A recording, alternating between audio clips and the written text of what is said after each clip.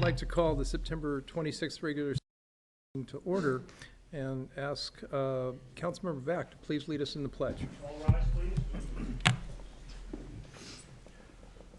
I pledge allegiance to the flag of the United States of America and to the republic for which it stands, one nation, under God, indivisible, with liberty and justice for all.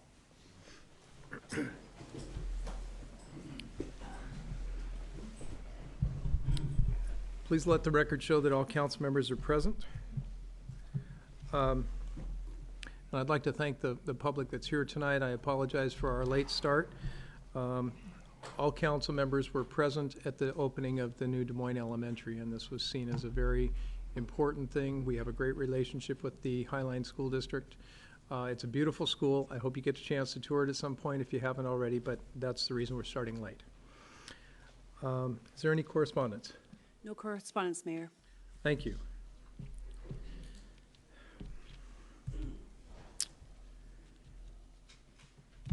Council, with your indulgence, I need to move the presiding officers and administration report up tonight. We have several guests here and a couple of key issues I'd like to address going forward.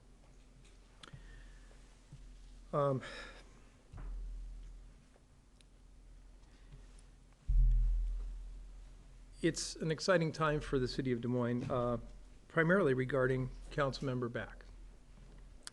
On June 27th in Spokane, during the Association of Washington Cities annual conference, Rob was elected by the AWC voting delegates to become the newest member of their board of directors.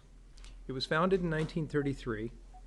The Association of Washington Cities is a private, nonpartisan corporation that represents Washington cities and towns before the state legislature, the state executive branch, and with numerous other regulatory agencies. The AWC maintains a 100% participation from all 281 cities and towns governed by a 25-member board of directors dispersed by districts throughout the state. Councilmember Back now represents 16 of those cities in South King County. Those cities are Newcastle, Renton, Tukwila, SeaTac, Burien, Normandy Park, Des Moines, Kent, Covington, Maple Valley, Black Diamond, Auburn, Federal Way, Algona, Pacific, and Enumclaw. This is the first time in the 86-year history of the AWC that a board member has been elected from the city of Des Moines. This is significant. It's a tremendous honor for our city to now be represented by one of our own. Rob was considered for this position after earning the Certificate of Municipal Leadership Award after taking numerous classes, workshops, and seminars offered by the AWC. But it's noteworthy to note that he earned this award within his first 2 years as an elected official. This has not happened before in the state of Washington. He then went on to earn the Advanced Certificate in his 3rd year. We have with us AWC Board Secretary Kent Keel with us, and I'd like tonight to swear in Rob. And we also have with us another close friend of Rob's. And Rob, it's Pastor Gordon, but I'll let you introduce him when we get to the podium. So at this time, I think we would like the secretary to approach the podium.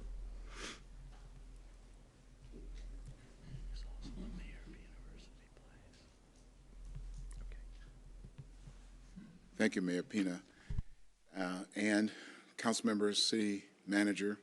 My name is Kent Keel. I am the mayor of the city of University Place, and I'm also the incoming chair of Sound Transit. Tonight, though, I'm representing AWC as the board secretary for AWC, and it is my pleasure to swear in one of our newest members to the board, as you all heard, Rob Back. Now, Rob, come on up, please, and I'll let you bring up the other folks that you want to have with you this evening. Thank you, Mr. Secretary. The two people that are most important to me tonight is my mayor, Matt Pina, mayor of Des Moines, and my pastor and former Dallas Cowboy, Gordon Banks. If you would stand with me when I get sworn in, please. And the Seahawks don't play the Cowboys this year, so you're safe. So it's all good. Great. Okay, please raise your right hand and repeat after me.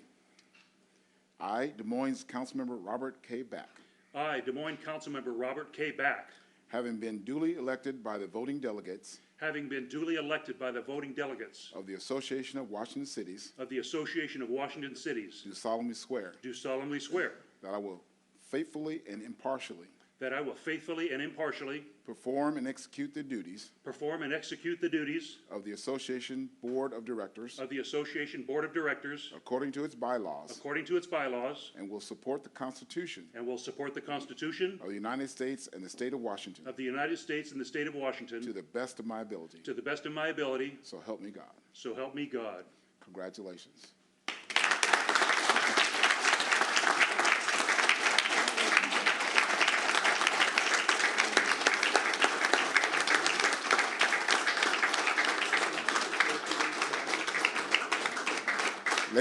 Ladies and gentlemen, I introduce to you AWC Board Member Rob Back.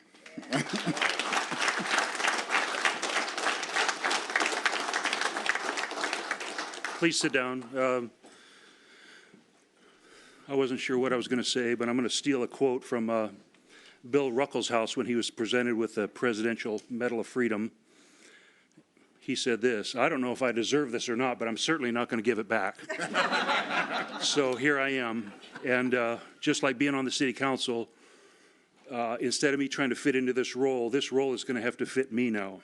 And I want to say a special thanks to my mayor, Matt Pina. Matt, something you had said to me 4 years ago, right after I was elected to the council, and we hadn't known each other. We knew of each other, but we didn't know each other. And you wanted to have coffee and get to know me because we were about to work together. And you would ask me, why do you want to be on the city council? And my simple answer was, you remember this, I said, because I want to have a voice and I want to be heard. And you gave me the best advice anybody could have ever given me, Mayor. You said, that's good. You want to have a voice, that's good. But in order to speak, you need to learn how to listen. And a newly elected person or somebody who's wanting to be an elected person, they could have been offended by that. Who are you to tell me I need to listen? I know everything. That was the best advice you could have given me. But you gave this interesting parallel. You said, if you think about a baby when it's born, a child doesn't come out of its mother speaking. It comes out of its mother listening to others, and it learns how to talk. So my first few years as a city council member, I've been listening, learning how to talk, learning how to be quick to hear and slow to speak.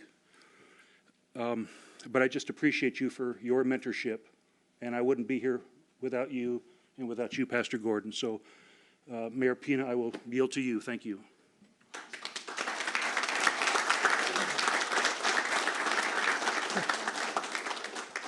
Councilmember Back, I think it's the wrong time to yield to the mayor. This is your ceremony. I will say that you have your Pastor Gordon that came quite a ways for this ceremony, and I think we ought to offer this time at the podium to Pastor Gordon. So, for a few words.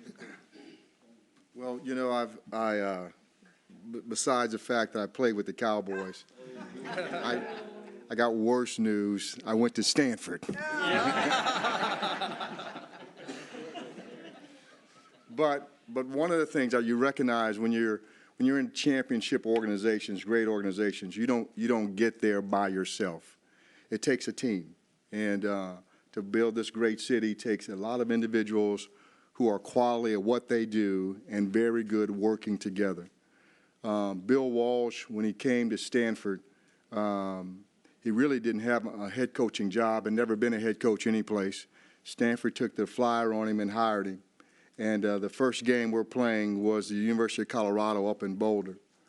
And it's a Saturday game. We watched a movie, some movie, inspirational movie on Friday night. I don't remember what it was. And he comes out and he says, tomorrow, the next day, we're gonna win the flip. The guy's gonna kick the ball. It's gonna be deep in the end zone. Just catch field and take a knee. And then we're going to be first and 10 on the 20, and we're going to run trips right, 386. We're going to get 7 yards. It's going to be 2nd and 3. And he goes through the whole ball game for the first, like, 15 to 20 minutes. And we're sitting there going, who in the heck is this guy? I mean, how is he going to tell us what's going to happen the next day? This is unbelievable. So we go to sleep, but we win the toss. The ball goes in the end zone. It's first and 10 to 20. We run trips for 386. We get 7 yards. And we march down the field like he had been there before. Well, we ended up winning back-to-back bowl games. Bill Walsh goes on to the 49ers, becomes one of the great Hall of Fame coaches to ever coach. I also played for Bill Walsh, who was also, for Tom Landry, one of the great coaches that's ever coached in the league.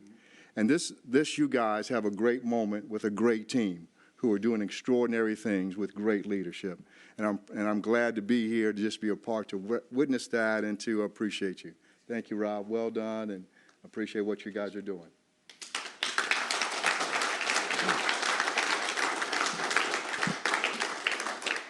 You know, Councilmember Beck, since this is an extraordinary occasion and we have some folks that have joined us to help celebrate our city and your achievement, I think we ought to pin them. I agree. I second that motion. So, I know this is not your city, but you are now an honorary member. I'll go through the buttonhole so I don't put a hole in your seat.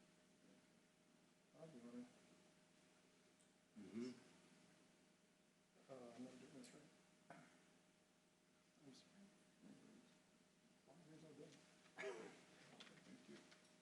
Pastor Gordon, the city of Des Moines would like to honor you with our city shield.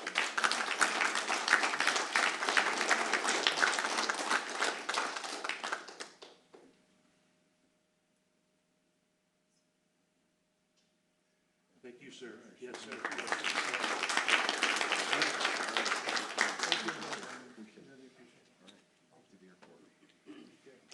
Thank you. So any visitors that were here for this, you may now leave. The rest of the meeting is quite boring, so thank you. Thank you, everybody.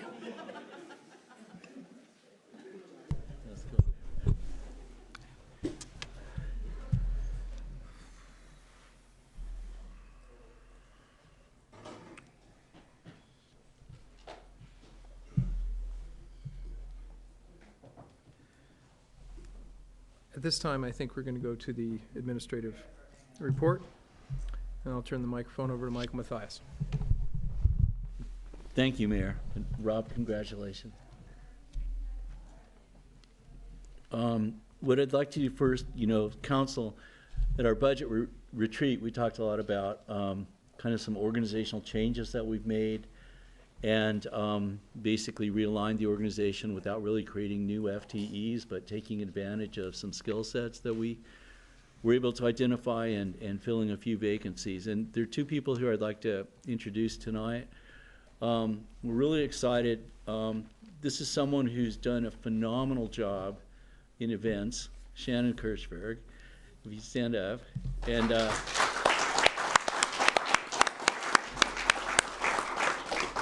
events and facilities, Shannon is an absolutely committed employee to getting things done regardless of day or night, middle of the night, whatever it is. She was amazing, but she also exhibited great interest in emergency management. And we're pleased that ever since coming back from Emmitsburg, we've been able to slowly go on an arc of increasing resources for emergency management. And so we're excited because when Mark, our new assistant police chief, joined us, he brought a wealth of experience in emergency management and especially first responder side of the equation. And now Shannon, we've made her the emergency preparedness manager, and she will be filling in kind of all the gaps in terms of relations with partners, planning, the community emergency management team, the CERT, the MERT, the Maritime Emergency Management. And so this is just a great opportunity for her to take the incredible amount of energy and skill that she has, focus it on emergency management, work closely with PD and fire and first responders. So Shannon, thank you.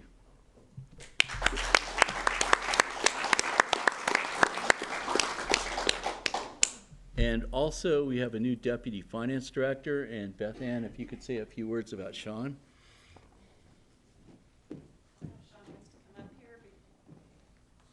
Stan. I'm really excited to introduce Sean Hunstock, our new Deputy Finance Director. Our position, Cecilia Pollock left in April, and she was a finance manager, and we reclassified that position to a Deputy Finance Director. We're really lucky to get Sean. He's got several years of experience in municipal government. He's a consummate professional in areas of finance and in information services systems. He's a licensed CPA. He's worked at several cities, Auburn, Tukwila, Maple Valley, Edmonds. We're just super excited to have him here as we move forward with the upgrade of our financial management system. And then also our young staff, he teaches accounting, and so he's going to be a fabulous resource. So I feel really, really lucky that he's joined our team. So, and if you want to stop by and chat with him and introduce yourselves, and so I can't say too many more good things. I know. That's great.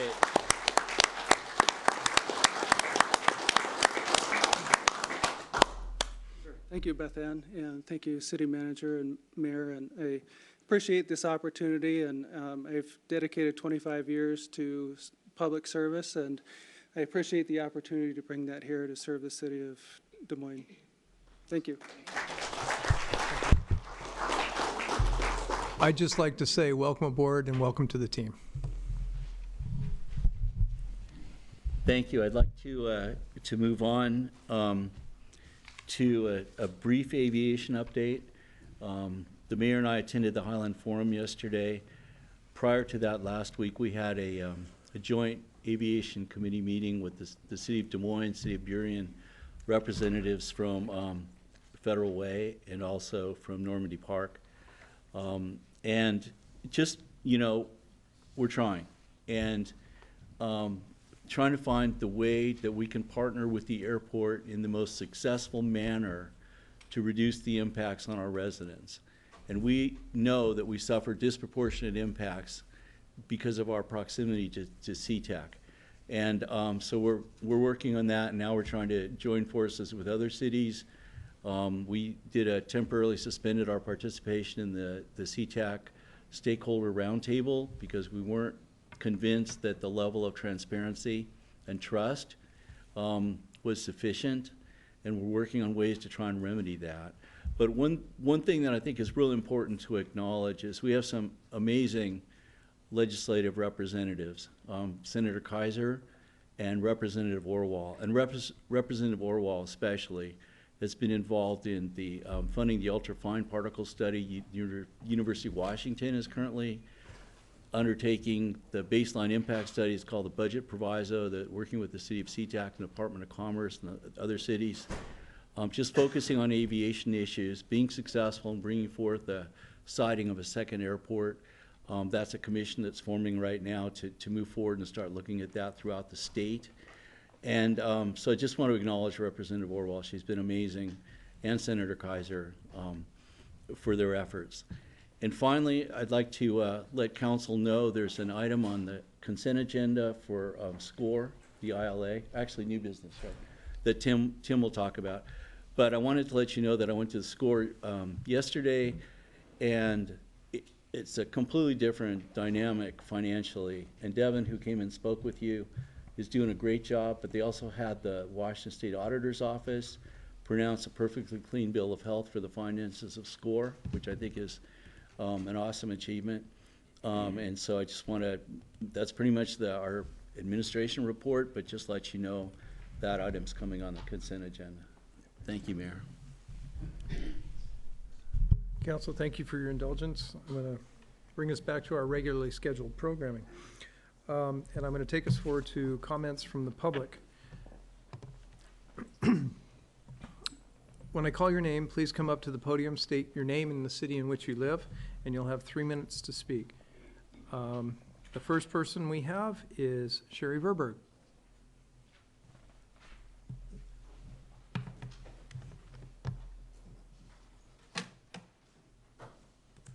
Yes, hi, Sherry Verberg, Des Moines. And I'm here to speak about the development presentation we attended last week. So Mayor Pina and City Council, City Manager and staff and all, I appreciate the opportunity to speak tonight.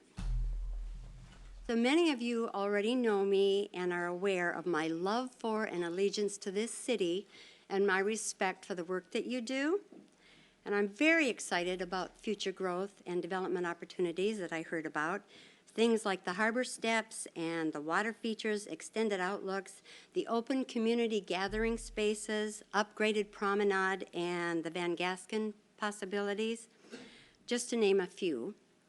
I also have some concerns, of course, and in general, I am quite concerned about what I understand to be unrestricted access to the steps, the walkways, and beyond, to some of the structures and the elevator and the buildings that are going to be constructed and the occupants of those buildings, some of the rooftop viewing areas, and the walkways as presented last week. You've done so much to mitigate some of the crime, drugs, and other nefarious opportunities down at the marina with paid parking and all of the things that you've done over the last couple of years. I would just hate it so much, but truly believe that those concerns I mentioned will inevitably lead to an uptick in crime, noise pollution, air pollution, potential environmental issues with our sea life and such, and an invasion of privacy. Now, I realize this isn't just about me, nor the hundreds of folks that live all along the bluffs above the marina. It's much bigger than all of us, and I get that, and I support that, and I want to be part of it as well. But as a homeowner directly impacted by what does happen beneath and around us down there, I am requesting and expect that my city leadership will strike a balance between allowing development that promotes the tourism and the marina visitors and expanded access for all of us to the beautiful waterfront, and allowing development that directly threatens the safety, security, privacy, right to quiet enjoyment, and of course the views of current Des Moines residents living all along the subject areas. So most of us have chosen our homes here for those very sacred amenities, and I, for one, will continue to stand up for them. And thank you so much. Thank you. The next speaker is Joyce Ramirez. Hello, Mayor and City Council. Thank you for letting me have this moment to talk with you.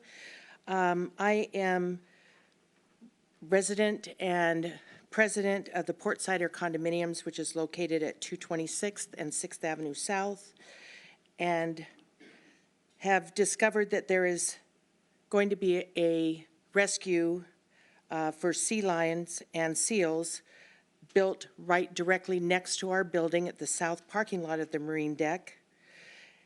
And there's been some major concerns because of this. Finding out after the construction is already being started and wondering, even though I'm all for animal rescue and environmental issues and our wildlife, why, as us a very high-paying taxpayer for the marina, why we were not put to a vote for something like this? Why was there never a proposed land use sign for this type of center going in next to our building? There was a land use sign constructed for 6 months prior to Anthony's putting a sign before their restaurant, and nothing for this development has been proposed. I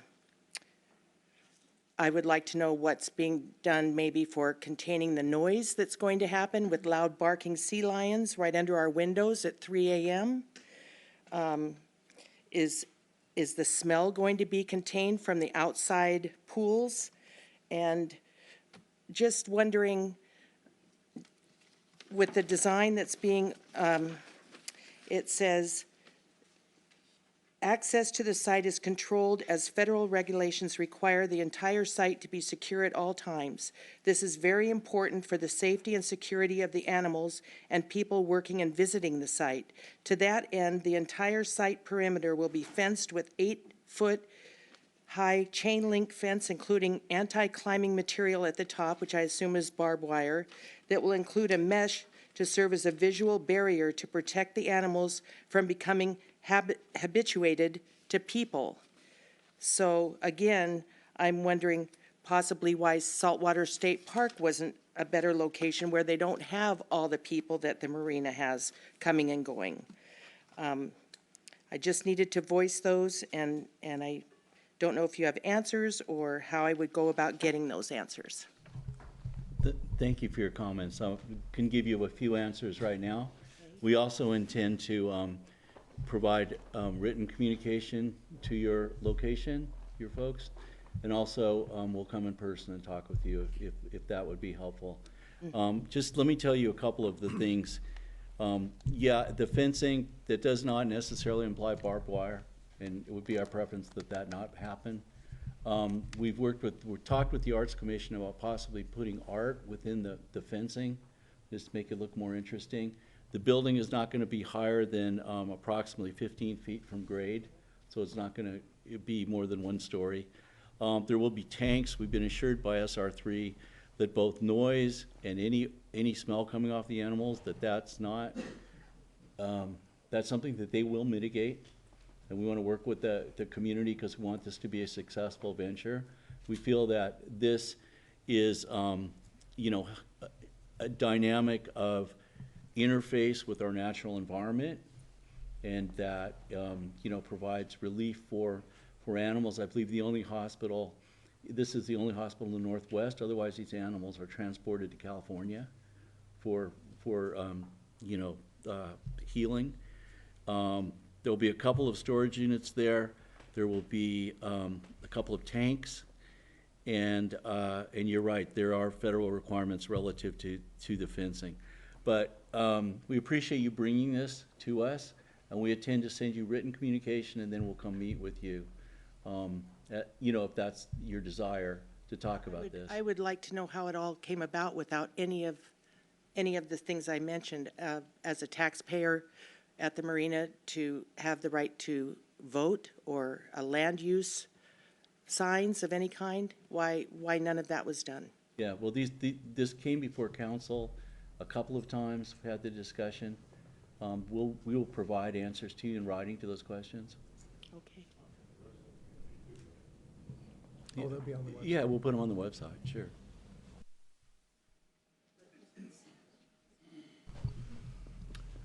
Okay, that is all who have signed up to speak. Is there anyone in the audience that wishes to address the council that didn't sign up? Okay, seeing no one go forward, that'll take us forward to board and committee reports and council member comments. And we will start with Councilmember Beck. Thank you. I'll keep this fairly short because we've got a long meeting. On the 13th, I attended my first AWC meeting. It was a Chairman's Circle luncheon at the Seattle Convention Center, and they were actually honoring the man I spoke of earlier, Bill Ruckelshaus, who has done so much for community good and problem solving. And their keynote speaker, he's this guy from the radio, everybody's heard of him. And now I can't remember his name. Who is this guy?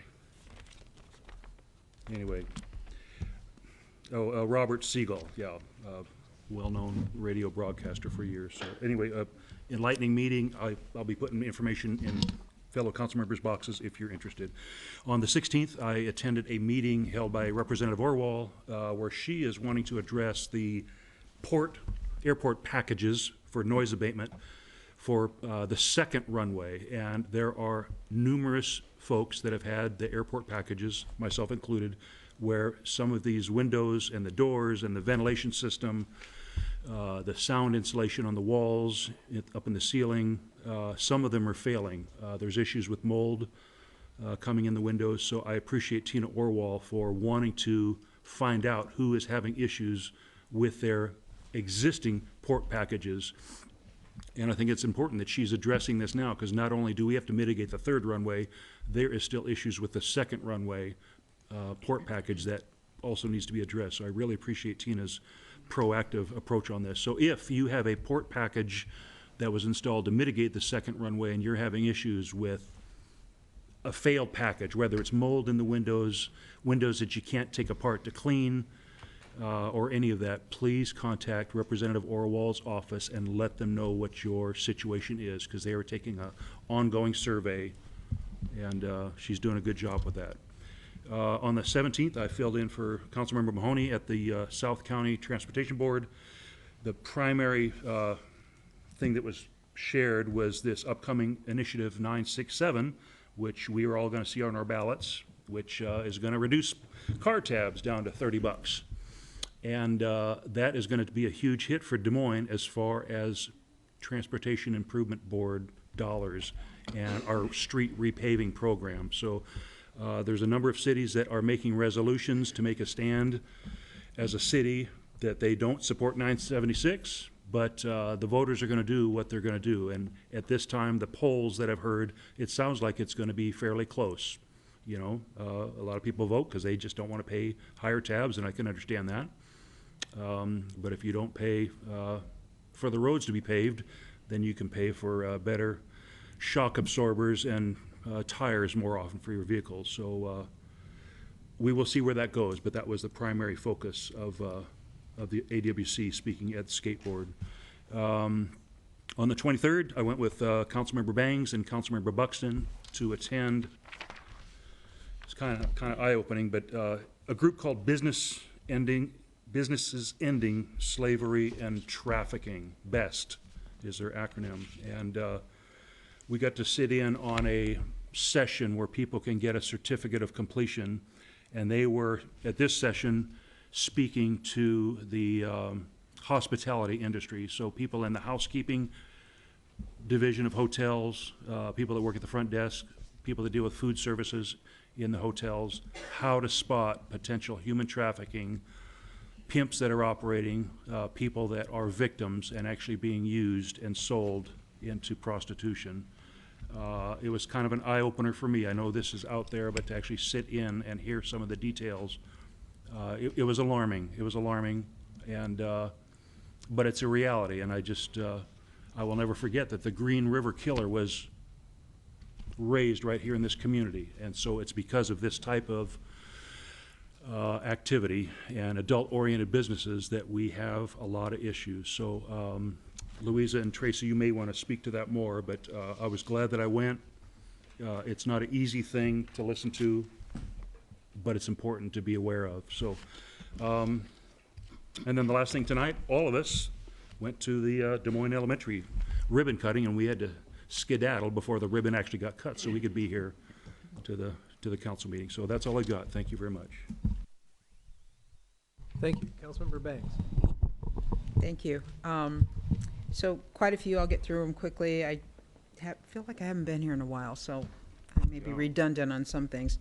We did the Betts Redondo Boardwalk plaque dedication on the 9th, and that was extremely well participation by the Betts family and local citizens. I went to the State of the City at North Hill Community Center on the 10th. And then we had, of course, the 9/11 Memorial at South King Fire. That was very heart-wrenching, but it's something we should never forget. 9/13, we all went to the Mount Rainier football game, and they won 40-zip. Totally amazing. Yeah. And then, of course, there was a sobering moment of silence for one of the Rainier students and football players, as we all know, Juan Carlos Con Guzman, who was found murdered. Attended the Quiet Skies Forum for the Port of Seattle Commission candidates. That was very interesting. They had Cho, Degginger, and Jacobson. So I believe it's on the Waterland blog.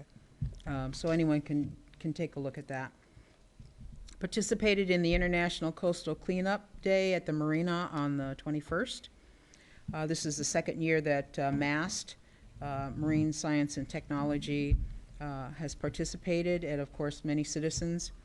I'm going to leave the full report to Councilmember Mahoney, but I'll tell you, I brought in 5 pounds of garbage in just 1 hour. I mean, it's just amazing, amazing. Yeah, it is very sad. And so one thing I would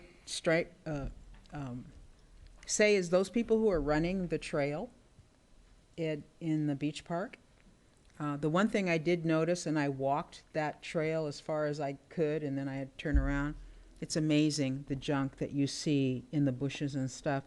And we have to help staff because they can't do everything. So, you know, if you're running or you're walking, take a bag with you and some gloves, and if possible, just pick up whatever you can.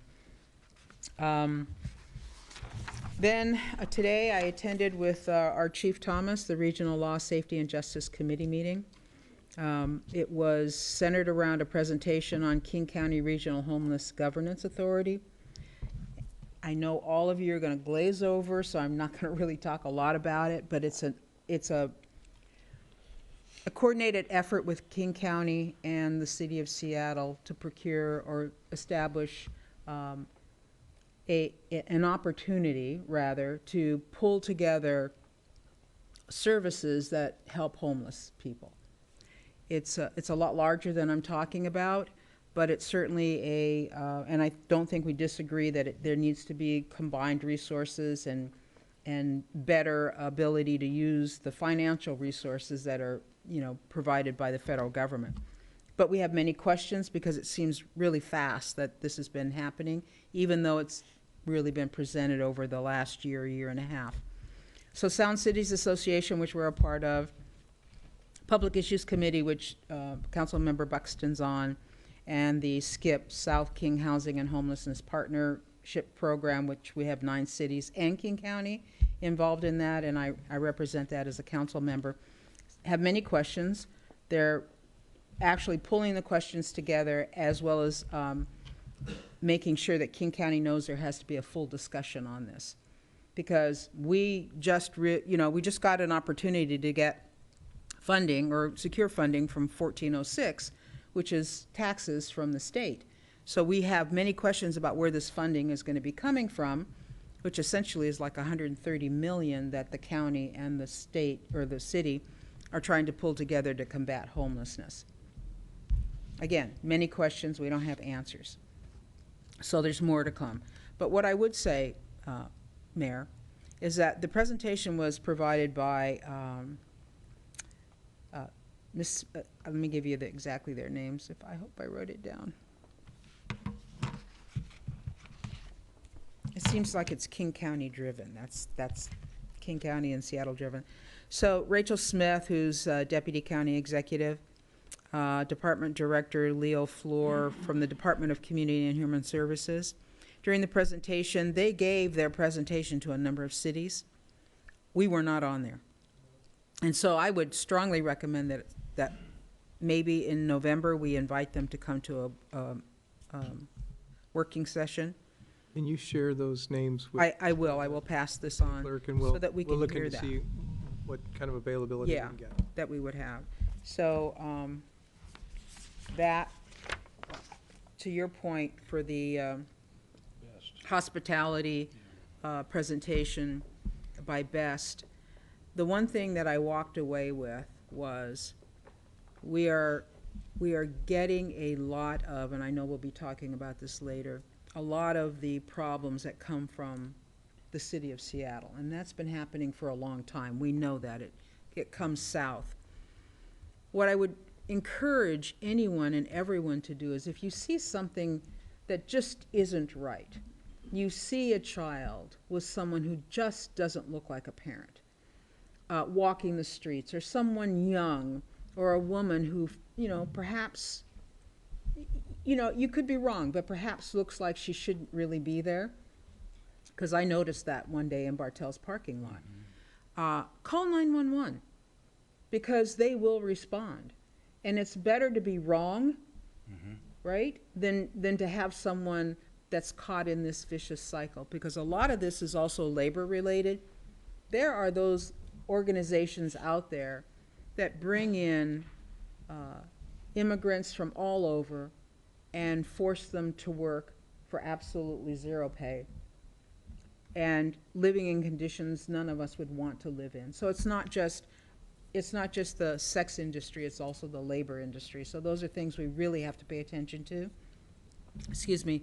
And I just feel it's our duty as citizens in this city, as well as Kent, as well as Federal Way, as well as SeaTac, all along this corridor, that we pay attention to what's going on.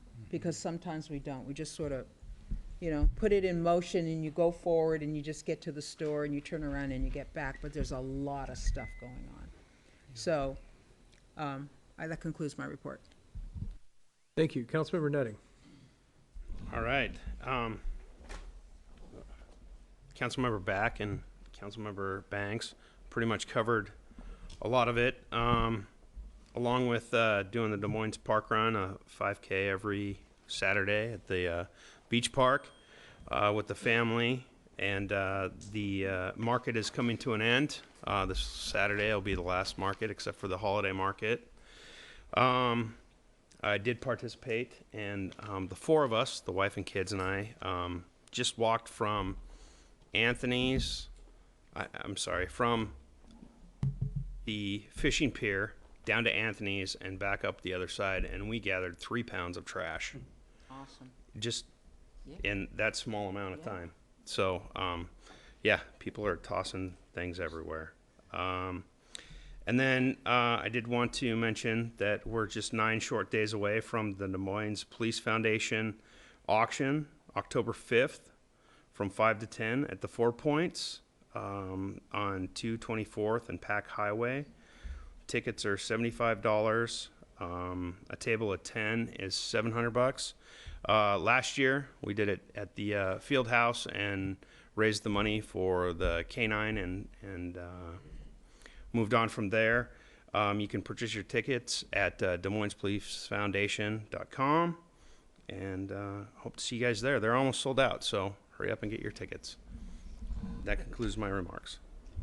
Before I switch, Councilmember Nutting, you're right, the foundation covered the cost of the dog last year, but didn't they go way over and do Shop with a Cop? They did, and funds went for actually not just the purchasing the dog, but the training for the dog and the officer, and money went into the bereavement fund, and also Shop with a Cop, which we did 40 families last year, and the Port of Seattle said we wanted to do 80 this year, so they just had their first meeting today. I don't know how that went, so haven't seen the wife yet today. So I think that's the point, though. This is a tremendous foundation, and it's a way that the community can show the support for the men and women that heavily fortify themselves every day for our safety. And sorry, Mayor. And this year we were trying to raise funds at the auction here to place an AED in every officer's car. Replace a what? An AED, an automated defibrillation. It's a defibrillator. Yeah, okay. Electronic defibrillator. It's a portable defibrillator to place in officers' cars. We all know that fire and the aid cars try to get there beforehand, but most of the time it's an officer that shows up on scene, and if it's a person having a heart attack, the AED has been proven to increase the chances of survival. And I think we only have 2 or 3 within the department, and we're looking to purchase 15 of them, and they're about $1,000 a piece, and that would outfit the detectives, code enforcement, and the rest of the officers' rigs. So. Now, the one thing I'm not going to do is go to Deputy Mayor Pennington right now, because he'd say then the fire department will come in and show you how to use them. But I'm going to oh, he's gonna. Here we go. Oh, Mayor, I wasn't going to say that. I was just saying it just confirms my theory that every cop really wants to be a firefighter, right?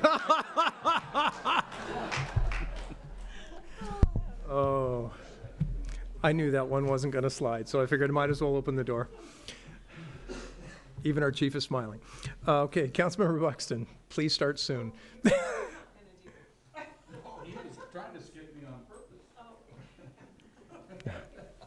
No, I will come back to Deputy Mayor Pennington. Okay, thank you, Mayor. Okay. So, boy, I sure appreciate my colleagues and the events that they attend, the engagement that this council participates in this community. I'm inspired and impressed, really, by my colleagues. I attend as a liaison to the Human Services Advisory Committee, and we held our committee meeting this month at Child Haven, which is one of the facilities that we support. Our community supports several agencies that provide services to our community, and so this is one of them down in Auburn. Fabulous community. It's an educational facility for the services are free for children up to 6 years old. And not only do they provide education, you know, from infancy, actually infancy up to 6 years old, but adjunct services for parenting skills and things like that. So if you qualify, it's a free service. It's amazing. And so I was impressed and proud to be a community that supports this agency down there. Just a reminder, we have one last farmers market this weekend. It's our Harvest Festival, and then after that we do have a holiday market on November 2nd. And that was very well attended, very festive last year. Should be a great little market. Then a couple comments in regard to the unanimous consent agenda. I am just so thrilled. Great work to our staff for acquiring all these grants. Number 3, number 7, number 8, and number 9. All these grants. I'm just so impressed with our staff. Item number 6, I'm always pleased to support our law enforcement in making our community safer. That's in a little something that, if it passes, we're going to enact for safety in our community. And in regard to item number 4, this next month coming up, October, is Domestic Violence Awareness Month, and we are going to be making a proclamation. And so I appreciate our city acknowledging that issue in our community, in our region. And so a couple things I'm going to do just as participating in awareness, this Saturday at 5 p.m., there's a Take a Step run at the Covington Pier 1. Covington has made a global name for itself in creating awareness in the domestic violence arena through their event called Purple Lights Nights. And so that's their kind of opening event, is their 5K run. And also next Saturday, so the Saturday after that, at 5 p.m. is the Purple Lights Nights run in Algona Pacific, another little 5K. It's at their elementary school. So I'm going to do both of those. Super nominal fee for participating in a 5K. It's amazing how much you have to pay for a t-shirt these days if you want to run a 5K. And these are very nominal. The fees support the advocacy and awareness and education in domestic violence. So if anybody's interested, you'll see me there. Well, that concludes my report. Thank you. Thank you. Councilmember Mahoney.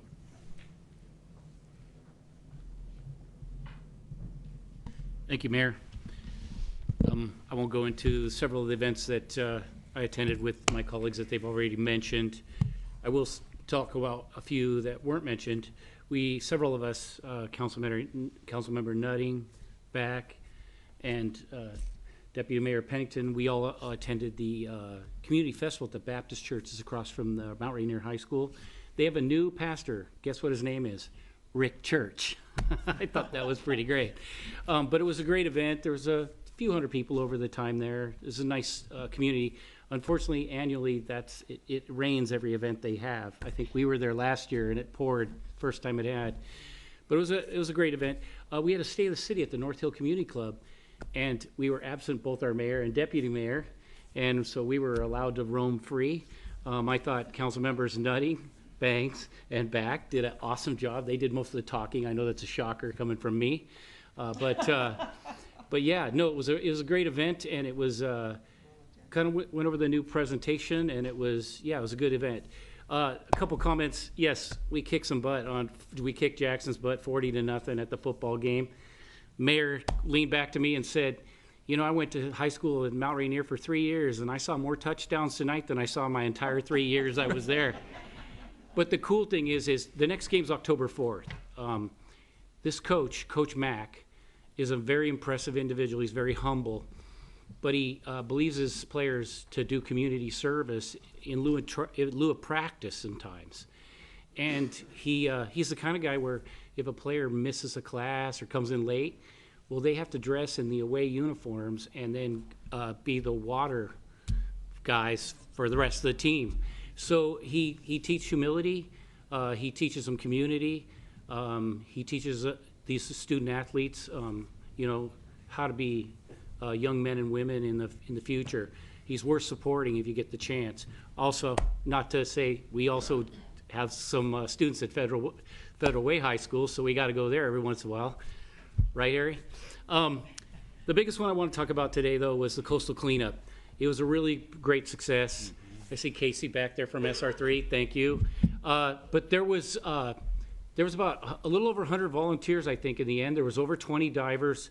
You want to talk about participation. We had the city of Des Moines, several council members. We were hanging out together at times. We had 8 Dive Shop.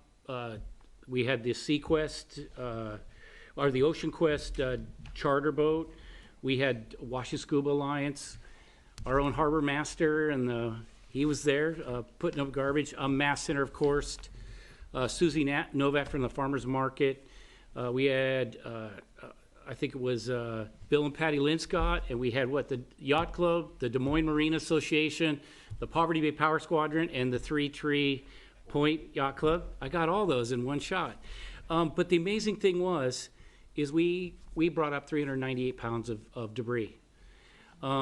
It ranged from everything from fishing tackle and fishing poles to cell phones, a few urns of all things that you think you'd find, abandoned crab traps, things like that. But what it was our community showing efforts in a jointed effort. Oh, I got a whole phrase and statement to read, or? I just wondered. Oh yeah, wow. Anyway, but it was united by all fronts. It was everybody participated with enthusiasm, and we helped our environment. It's amazing. The stuff we removed just in the diving will save several of our species fish lives that they would have otherwise succumbed to. I can tell you, there's a video out on Facebook. It got posted by the city. I'm the guy with the knife, it's like sea hunt, not really cool. But you'll see kind of the work we have to do underwater. It's quite spectacular, and you burn a lot of air and energy trying to wrestle stuff out. But I cut lines of fish that were attached that they would have just inevitably died eventually. Things like that, where they get hooked in some of the debris below. It's quite shocking what's down there sometimes. And along with the land efforts, we removed hundreds of pounds of trash from our marina and our pier. So my kudos to the entire community, because I thought it was a community effort. Yeah. And with that, Mayor, that's all I got. That's good. And now to Deputy Mayor Pennington. Okay, thank you. I was out of town for the last probably week and a half, so I missed a lot of these things. I did make it to the community festival and the Des Moines Elementary and the Betts family boardwalk dedication. They also had a wedding. They had a couple family members that wanted to get married, so they got married in the park across the street. So, and I would also like to thank again Rick Johnson for actually bringing this to our attention and forwarding the idea of the dedication to the Betts family and everything that they did for the Redondo community. And actually, you know, that was a number of years ago, and today it really still, they set it up for a place for somebody to come, for families to come and fish and enjoy the beach and do a little boating.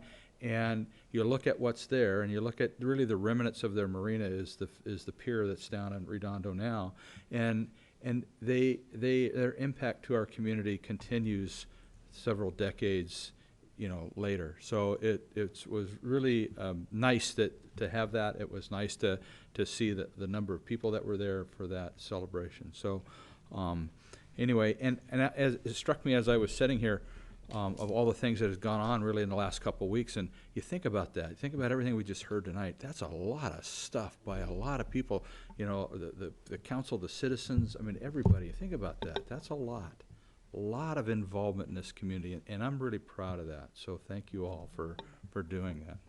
That's it. Thank you. I don't really have a lot to add. You guys covered everything really well. I mean, we're going to have our consultants here to talk more about the Marina redevelopment ideas. Really appreciate the comments. Keep them coming, because there's a lot of things that people think about that, you know, we may not or may not get thought about in design or whatever. So those are really important to us, and that's the way we get it done right. And then and it was a great community meeting. I want to thank Bill Linscott and the Yacht Club for putting that together. And I'm sure, Patty, you had your hand in there somewhere. But it was, I think there were 200 to 250 people there. And that was a great turnout. So that's the kind of stuff that we like to see. The other thing is, you know, the football game, it is truly more points than I ever saw in 3 years at Mount Rainier. But, you know, teams come and go. They're only there for a little while. It's the same with college and so forth, and there's no draft, supposedly. So I think that the interesting thing is that it is really inexpensive entertainment for an entire family. And we have, you know, several high schools around us. We're part of two really substantial school districts. So, you know, Friday Night Lights, it's not just for Texas, you know. Think about it. So, you know. So anyway, enough with that. Michael has an announcement, so I'm going to turn it over to him and then bring us back to our program. Yeah, thank you. This goes under the category of late breaking news. Have Dan Brewer give us an update. Good evening, Council. As you know, we've been working with Highline School District on a portion of the Barnes Creek Trail in frontage of their school on 16th Avenue. You probably saw part of that this evening when you were there. Earlier this year, we had applied for a grant from Sound Transit to extend that from the new Des Moines Elementary there up towards Highline Highline College. And literally late breaking news on the Waterland blog. It looks like we were successful in getting that $2 million from Sound Transit to extend the trail from.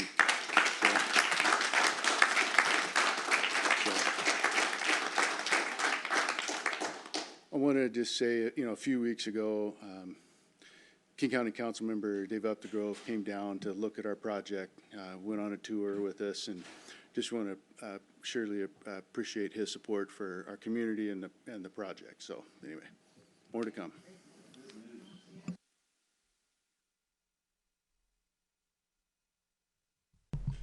Okay, at this point, I'm going to take us into two items of our new business. And we'll start with the recycling rate adjustment with staff presentation by our principal planner, Laura Tachico.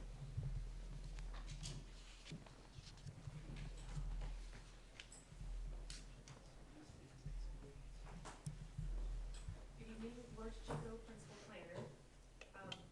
The city of Des Moines has partnered with Recology for solid waste collection since 2011, and they've been a very interactive and proactive partner in that, with a joint emphasis on waste reduction and recycling. About a year ago, they approached the city. Thank you. About a year ago, they approached the city with a requested change to collection rates in response to major disruptions in global recycling markets. And other companies have made similar requests to the cities that they served. Since then, the city's been coordinating with Recology and their other contract cities to come up with a unified approach that incorporates lower rate increases but expands education and outreach that teaches on what is recyclable and how to prepare items for collection. Since that time, the cities of Burien, SeaTac, and Shoreline have approved contract amendments. So Recology and staff have met twice with the Ad Hoc Franchise Committee in August and September and we developed the draft contract agreement amendment that's being presented tonight. And we have Quinn Apuzzo and Kevin Kelly with Recology here that will go into a little more detail on that amendment and then other items that are impacting the 2020 rates that are coming up. So thank you for being here. Thank you, Laura, and thank you, Mayor and Council, for having us here tonight. My name is Quinn Apuzzo, Government and Community Affairs Manager with Recology, and I'm joined by Kevin Kelly, our General Manager. And as Laura said, tonight we're here to give you an update on some impacts to the 2020 solid waste rates. And I know you've got a packed agenda, so I will just dive right into it. So there's two primary factors that are going to be influencing the 2020 solid waste rates. The first is the annual inflation adjustment, and then the second is this issue with international recycling markets, which I'll talk more about in a moment. So I'll start with the inflation adjustment. This is an annual adjustment. It's part of the base contract, and it was designed to keep rates consistent and aligned with inflation over time. The calculation takes into account 3 regional indices. And over the past 3 years, the annual inflation adjustment has ranged from the negative side, so negative 0.2 to 5%, with an average of a 3% increase. This year, we saw a little bit of jump in the annual inflation adjustment. It's at around 13%, and so we wanted to share a little bit about why that is. Some of you may recall in 2018 on the Canadian border, there was a pipeline explosion, a natural gas pipeline explosion. This is a pretty unusual incident, but it resulted in a significant jump in natural gas fuel prices. This is primarily what's driving the increase in the inflation adjustment this year. The explosion was obviously outside of Recology's control, outside of the city's control. The good news is that we have seen natural gas prices return to their normal range, and we have no reason to foresee another situation like this occurring. So in terms of looking forward to the 2021 rate adjustment, we fully expect that to fall back in line with what we've seen historically. The second factor impacting solid waste rates is related to a recent fairly dramatic change in international recycling markets that's had pretty devastating impacts on local, national, and even international recycling programs. So by way of background, in early 2018, China effectively ceased to import recyclable or waste materials.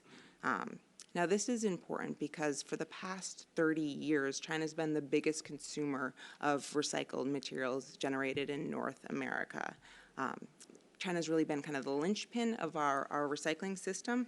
And if we go back to kind of Recycling 101, really the way that the system works is when we think of that chasing arrow symbol is consumers purchase products, where we recycle we collect the waste material. It gets purchased by a manufacturer to be returned to commerce in the form of a new product or service. And again, China's been about 50% of this business, and China is in that sense, China has been the purchaser of our waste materials. And that's important because the revenue generated from the sale of recycled commodities has largely helped fund recycling programs. There's, I think, somewhat of a misconception out in the general public that recycling is free. And it's not. There's significant cost associated with providing curbside recycling service.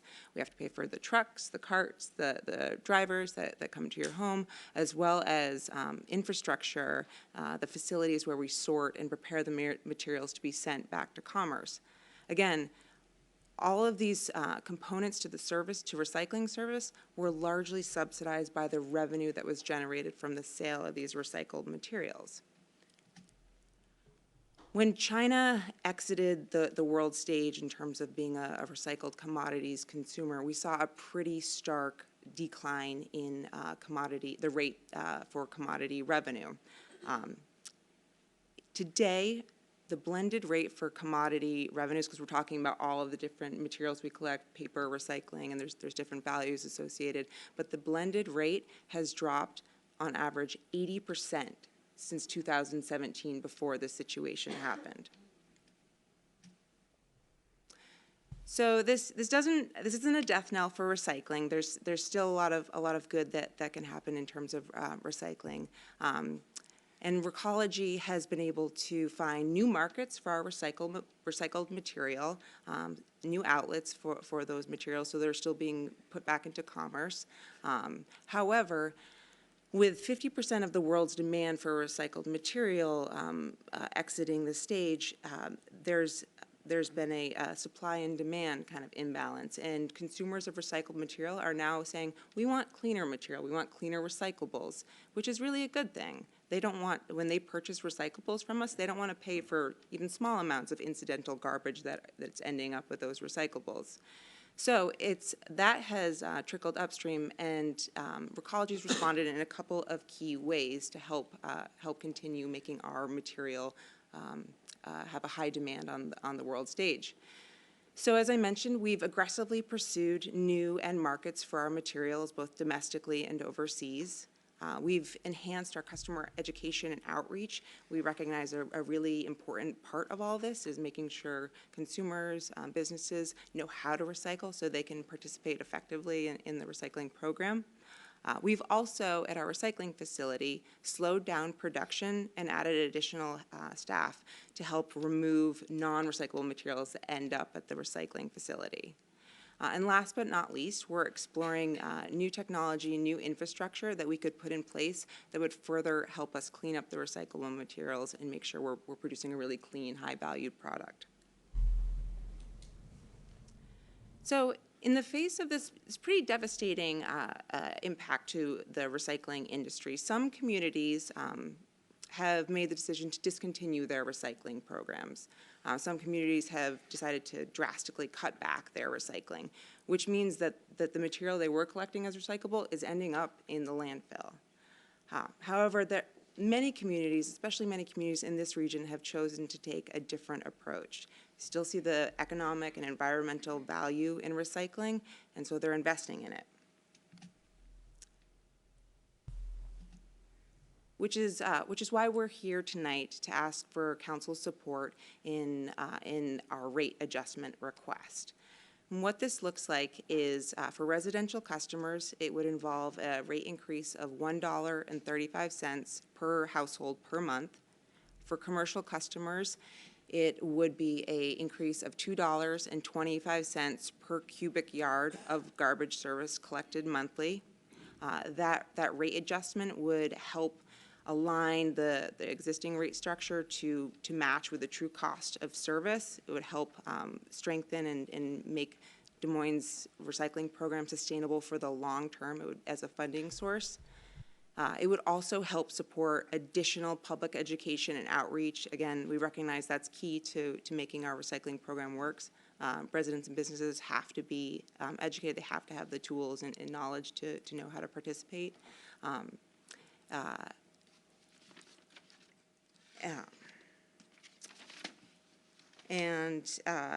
I'm sorry, the adjustment would also help increase the continued research and work that we've been doing, trying to focus on developing domestic markets locally. Ideally, we'd like to be able to recycle the products we're making, or the waste we're making here locally. The rate adjustment would be communicated in the annual service guide we put on the website. And the way that this would appear to customers, it would be embedded into the garbage rate. So there won't be a separate line item. That's similar to the current rate structure where the cost of recycling is included in the cost of garbage. However, we'd be doing a mailing in November alongside the annual service guide mailing, explaining what the rate increases related to both these adjustments, as well as providing information and tips on how residents can participate better in the recycling program. And in closing, we've appreciated the opportunity to be the City of Des Moines' partner in sustainability over the past 8 years. Over this time, our partnership has adapted to support the city's response to a range of challenges and opportunities, from cleaning up litter and illegal dumping in the community's neighborhoods to developing a special recycling program so residents can recycle their styrofoam at the curb. We look forward to continuing to partner with you and would be happy to answer any questions you may have about this. Yeah. Councilmember Back? So on this rate adjustment, I see the commercial is going to be $2.25 per cubic yard, but on the residential, it's just a flat $1.35. So some residential garbage cans are 24, 30 gallons. Some are up to 60 gallons, I believe. So it's $1.35 per residential household, regardless of the size of can they have? Yep. Yes, that's correct. And the reason behind that is that most residential households have the 96-gallon recycle card. They're receiving the same amount of recycling service. With commercial businesses, they can have up to, I believe it's up to 200% of their garbage service in recycling, but oftentimes the amount of recycling service they're taking advantage of varies wildly, so we try to tie the rate increase to the actual amount of service that they're utilizing. Okay, and then on the contamination monitoring and enforcement protocol, I call it the garbage police. What does that enforcement look like? Your garbage man sees something and they just leave a generic note on the can? Do you send them a letter? Is there a threat of a fine if they don't clean up their garbage? You know, what does the enforcement look like to you guys? Absolutely. So first of all, the contamination enforcement program would only apply to commercial and multifamily properties. It would not be, residential properties are not included in this.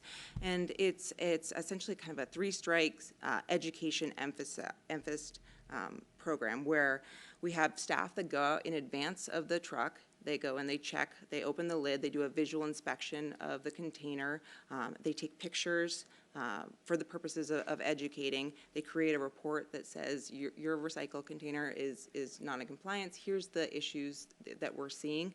And again, it's 3 strikes, so we would send that letter out to the customer as well as call the customer to try to make connection that way. On the 3rd strike, there would be a contamination fee of $25, and really what that pays for is disposing of the essentially, if they've made it 3 strikes, that container's pretty full of garbage. It covers the cost of paying for disposing of it as garbage. Again, the emphasis is on education. It's not on to be punitive, but we've found that having the stick and the carrot gives us some additional incentive, gives customers some additional motivation to come into compliance. So I'm in the commercial maintenance business, and I service buildings where we have issues with our dumpsters with other people in the neighborhood that have already filled up their cans, so they decide to bring their garbage to ours. So what if somebody else is contaminating a dumpster and it's not that customer's fault? I mean, do you just basically tell them, hey, it's in your can, you're gonna pay this fine, whether it's generated by you or not? Do you deal with that, or how would you cross that bridge? Excuse me, what I would suggest is we can put a locking mechanism on the container, and if you're having issues with neighbors, that solves that pretty quick. No more questions, thank you. Councilmember Buxton? So for the consumers, just to clarify, $135 per household per month or $135 per can. If you have 2 recycling cans or 3 recycling cans, it's just per address. And then on the bill, there's a line item for recycling that always says 0. And if this rate increase is because of the recycling issue, I'm just curious as to why the recycling line item is still going to remain 0 and that you put this fee into the general, what did you call it, non-disposable or disposable garbage? So that line item will be updated to say recycling is included with garbage service. We in the city worked with a consultant who developed the rate structure, and this was the model that they proposed. So we'll be doing a better job of utilizing that line. It's not free, it's included with the garbage service. All right, thank you. Councilmember Nutting? Has there been any thought given to maybe given some concessions to or incentives to businesses that choose to go to 100% compostable materials for their products? Let's just say small businesses or chains like Jack in the Box, you know, Taco Time has gone to 100% compostable everything. Has there been any of that thought given to any of the rates? So the way our rate structure is built initially is to actually incentivize that behavior. The most expensive rate structure you can have is to have more garbage. So a Taco Time, for instance, who is like best in class in terms of using compostable products, they have a cheaper rate by nature of the fact that they have a much smaller dumpster size. They still have, you know, the little mints and things like that, but they have a very small garbage dumpster size, and so that reduces their bill dramatically just by nature of the way the rates are structured. Thank you. Councilmember Back. I was going to make a motion, but do you I do.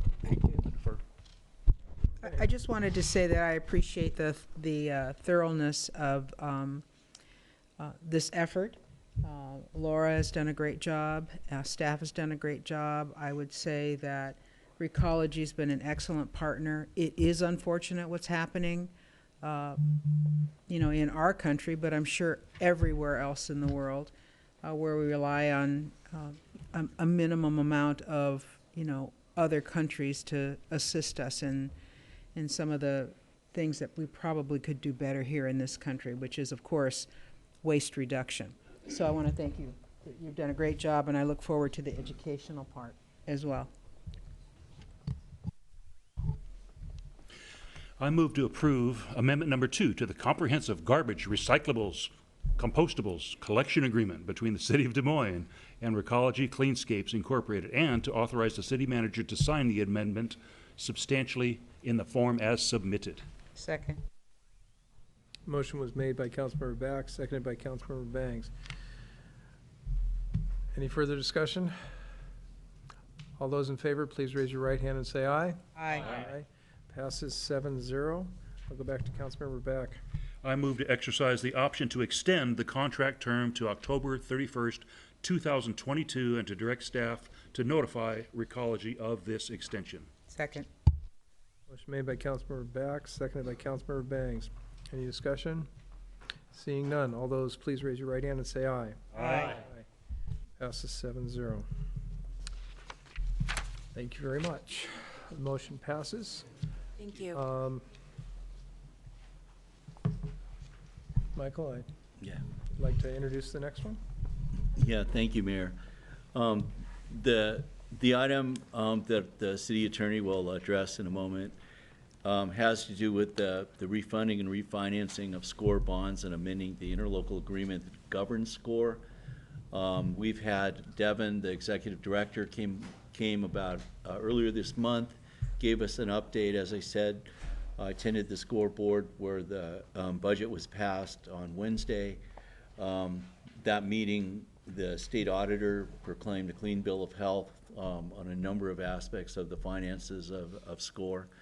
And the amendment to the ILA and the participation in the refinancing, few of us will remember that the city was unable to participate in the original bonds that created SCORE because our bond rating was so low at that time that it would have impacted the cost of the money if we had been included. So we've had this sort of hybrid designation as the, quote, host city. And the other cities are basically the owner cities. So two huge changes that are occurring is that Federal Way is now withdrawing from SCORE, and our city received, you know, 3-step bond upgrade last summer from Standard & Poor's to AA+, which is literally the highest designation you can get unless you go through a recession and your financial policies work. So we are happy to stay at AA+ and not go for the AAA. But at any rate, Tim's going to talk about that, but SCORE has requested some changes to the ILA, and we think that the governance, those changes are appropriate, and that our status from host city to now owner city is also a step forward for us. So with that, I'll introduce Tim. Thank you. Tim George, City Attorney. This agenda item tonight, it's on page 151. I don't have the motions on the board, but the motions are there at 151. This is a good news item. SCORE is refunding the existing bonds by approving the ordinance tonight that will authorize the City of Des Moines to be involved in that. There's an anticipated savings of $500,000 a year to the SCORE cities, and that would work out to about $30,000 a year to the City of Des Moines. So a part of that ordinance is the ILA, which is the document that allows all 6 cities now to join together to form this organization. And by approving the ordinance, you are also approving the ILA. Des Moines will be added as a member city, like the city manager just stated, which is a testament to the work that this council's done to get the finances in order. And additionally, the ILA removes Federal Way from the group. So instead of 7 cities, there will now be 6 cities. And additionally, there was one provision regarding voting on budgets. The updated ILA will allow the budget calculations for costs to each city to be decided by a supermajority rather than unanimously. There were some issues when Des Moines and other cities were trying to get a more sustainable budget at SCORE. We weren't able to get all 7 cities to agree, so this supermajority will probably make that easier going forward. So that's basically the presentation. Devin provided most of it last week, so if there's any questions, otherwise The first hand I had was Councilmember Nutting, and then there was kind of a tie between, then I'll go to Councilmember Mahoney and then Councilmember Back. I just have the motion. I move to suspend Rule 26A to enact draft ordinance number 19-060 on the first reading. I'll second that motion. Okay, we have a motion made by Councilmember Nutting, seconded by Councilmember Back. I assume there's no discussion?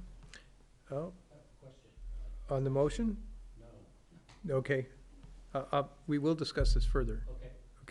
Okay, so on the motion to suspend Rule 26A, all those in favor, please raise your right hand and say aye. Aye. Pass 7-0. Go back to Councilmember Nutting. I move to enact draft ordinance number 19-060, authorizing the refunding and refinancing of SCORE capital bonds and approving amendments to the ILA, the interlocal agreement, to include Des Moines as a member city. I'll second that motion.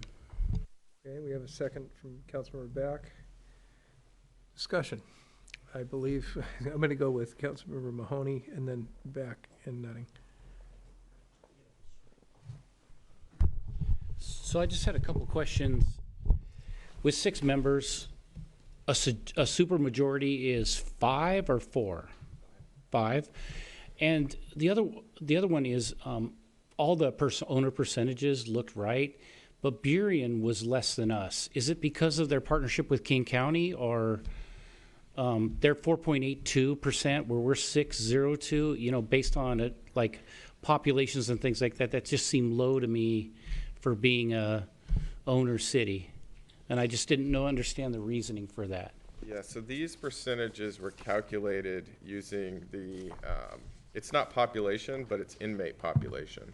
So I don't know why their inmate population is so low. It may be something with their court or their police department, but that's how it was calculated. Okay. All right, thank you. Okay, and then I said, Councilmember Back, Councilmember Banks. Just a comment. I do like this supermajority language in there compared to where we came from. when Federal Way was in there, what we had was four strong mayor cities and 3 council manager cities. And the strong mayors were pretty strong. And it was also interesting that in the admin board, the chair that was chosen every year was always one of the strong mayor cities, never a council manager city. So I think this is a lot more equitable. And I just think in future decision-making, having this supermajority clause with the fact that now we've got 3 strong mayor cities and 3 council manager cities, I think this is going to be more fair for SeaTac, Burien, and Des Moines. That's all I have to say. Thank you, and I'll go to Councilmember Nutting, then Councilmember Banks. I just want to remind everybody, our consultants have a hard stop, so please keep your comments to as sharp an edge as you can. Councilmember Nutting? Or did you, oh, Councilmember Banks, okay. Thank you. So can you just speak briefly, because I'm sure a lot of people don't understand the exiting of Federal Way and if there's an impact to the other cities related to the costs? So Federal Way just felt that, based on cost to them, that it would be more advantageous to withdraw from SCORE, which they did. That was coupled with a change in leadership. You know, you have to remember that when this started earlier in the year, working through these issues, we were on the hook for about $870,000. And because of the work, you know, Beth Ann was involved, the chief, Tim, myself, working through these issues with SCORE, working through with consultants, trying to find a financial model, working with the legislature to increase the Department of Corrections participation, refinancing the bonds, which now is going to save. There was about $80 million in bonds. Federal Way is now repaying their $21 million. So we're refinancing about $57 million of debt. $500,000 was saved because the cost of money is less, and because, you know, the average bond rating of the cities is stronger with our participation as well. So there were a number of factors. It was very difficult to work through, but so the financial implications of Federal Way withdrawing are marginal as opposed to dire, and that just resulted in looking at the financing of SCORE, both the expenditure and the revenue side, in a different light. So the answer is there won't be nearly as much impact as we thought. Thank you. Councilmember Banks. Or, I'm Nutting, I'm sorry. I'm just glad I let Councilmember Banks go first, because Michael just answered everything I was going to praise staff for. So thanks, staff, and thank you, Michael, for heading that up. And I look forward to SCORE and staff coming up with other ways to decrease the amount that Des Moines pays in, and further researching the way we can do that. So I appreciate everything. Thank you. Okay, with that, under motion number 2, all those in favor? Okay, I'll give you, I don't see all the green lights. Everybody got them? All those in favor, please raise your right hand and say aye. Aye. Passes 7-0. Motion passes. Will the clerk please read the consent agenda? Item 1, approval of vouchers. Item 2, approval of minutes. Item 3, acceptance of Washington Traffic Safety Commission grant, Des Moines Municipal Court DUI Court. Item 4, Domestic Violence Awareness Month. Item 5, Des Moines Creek Basin Habitat Restoration Monitoring, Consultant On-Call Agreement Task Assignment for Engineering Services. Item 6, Draft Ordinance Number 19-081, Prostitution Vehicle Impound Ordinance. Item 7, King County Youth and Amateur Sports Grant Acceptance. Item 8, Washington State Recreation and Conservation Office Youth Athletic Facilities Grant Acceptance. And item 9, Interagency Agreement, Edward Byrne Memorial Justice Grant, JAG, Program JAG Grant Award Number 2107-DJ-BX-0496. And that concludes the consent calendar. Mayor? Councilmember Nutting? I move to approve the consent agenda as read. Second.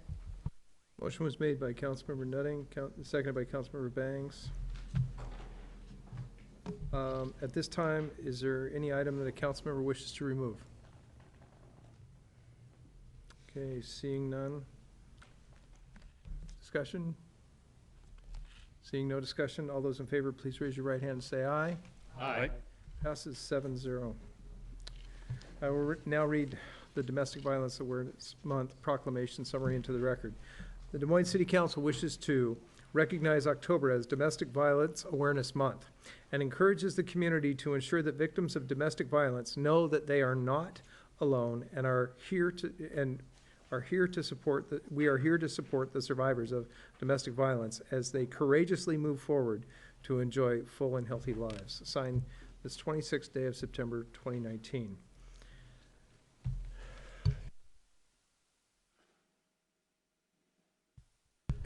Council, at this time, we're going to be bringing in our consultants. They do have a hard stop. We need to be very mindful, plus we have an executive session after this.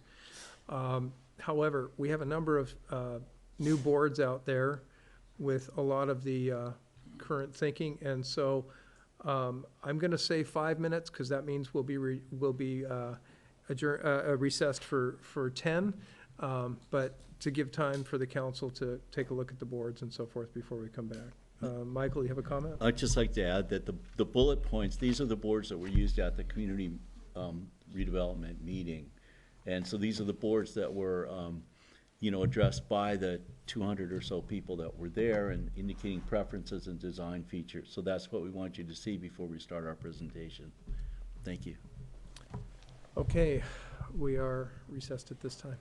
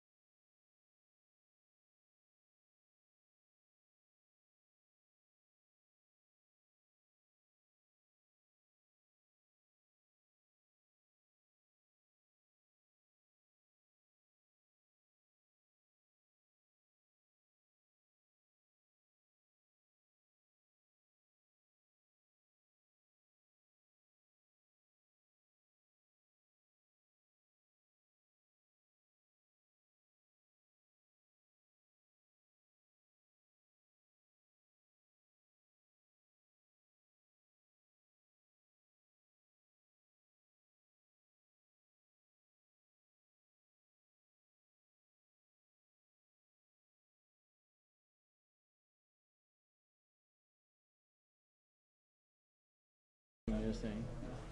Tracy? I thought Tracy was right. We here. have a quorum, we'll continue, she'll be here momentarily. Okay. Here she comes, see, just like I said. Okay. Okay, we're going to move on with this focus on the marina right now.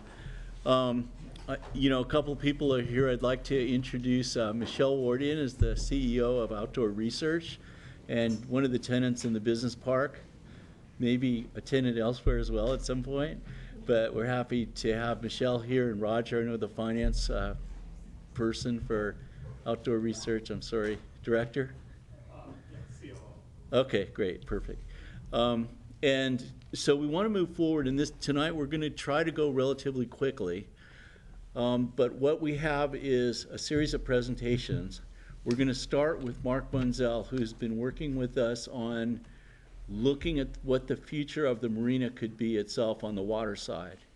And then we're going to move into basically somewhat of a repetition of the meeting that we had last week. And then Susan's going to provide a summary of the boards, the input from the community. Then we're going to ask Robert and Adam to talk about kind of where we are in the process. And then there'll be next steps related to a request for council action. So with that, I'm going to introduce Mark. If you'd go forward and do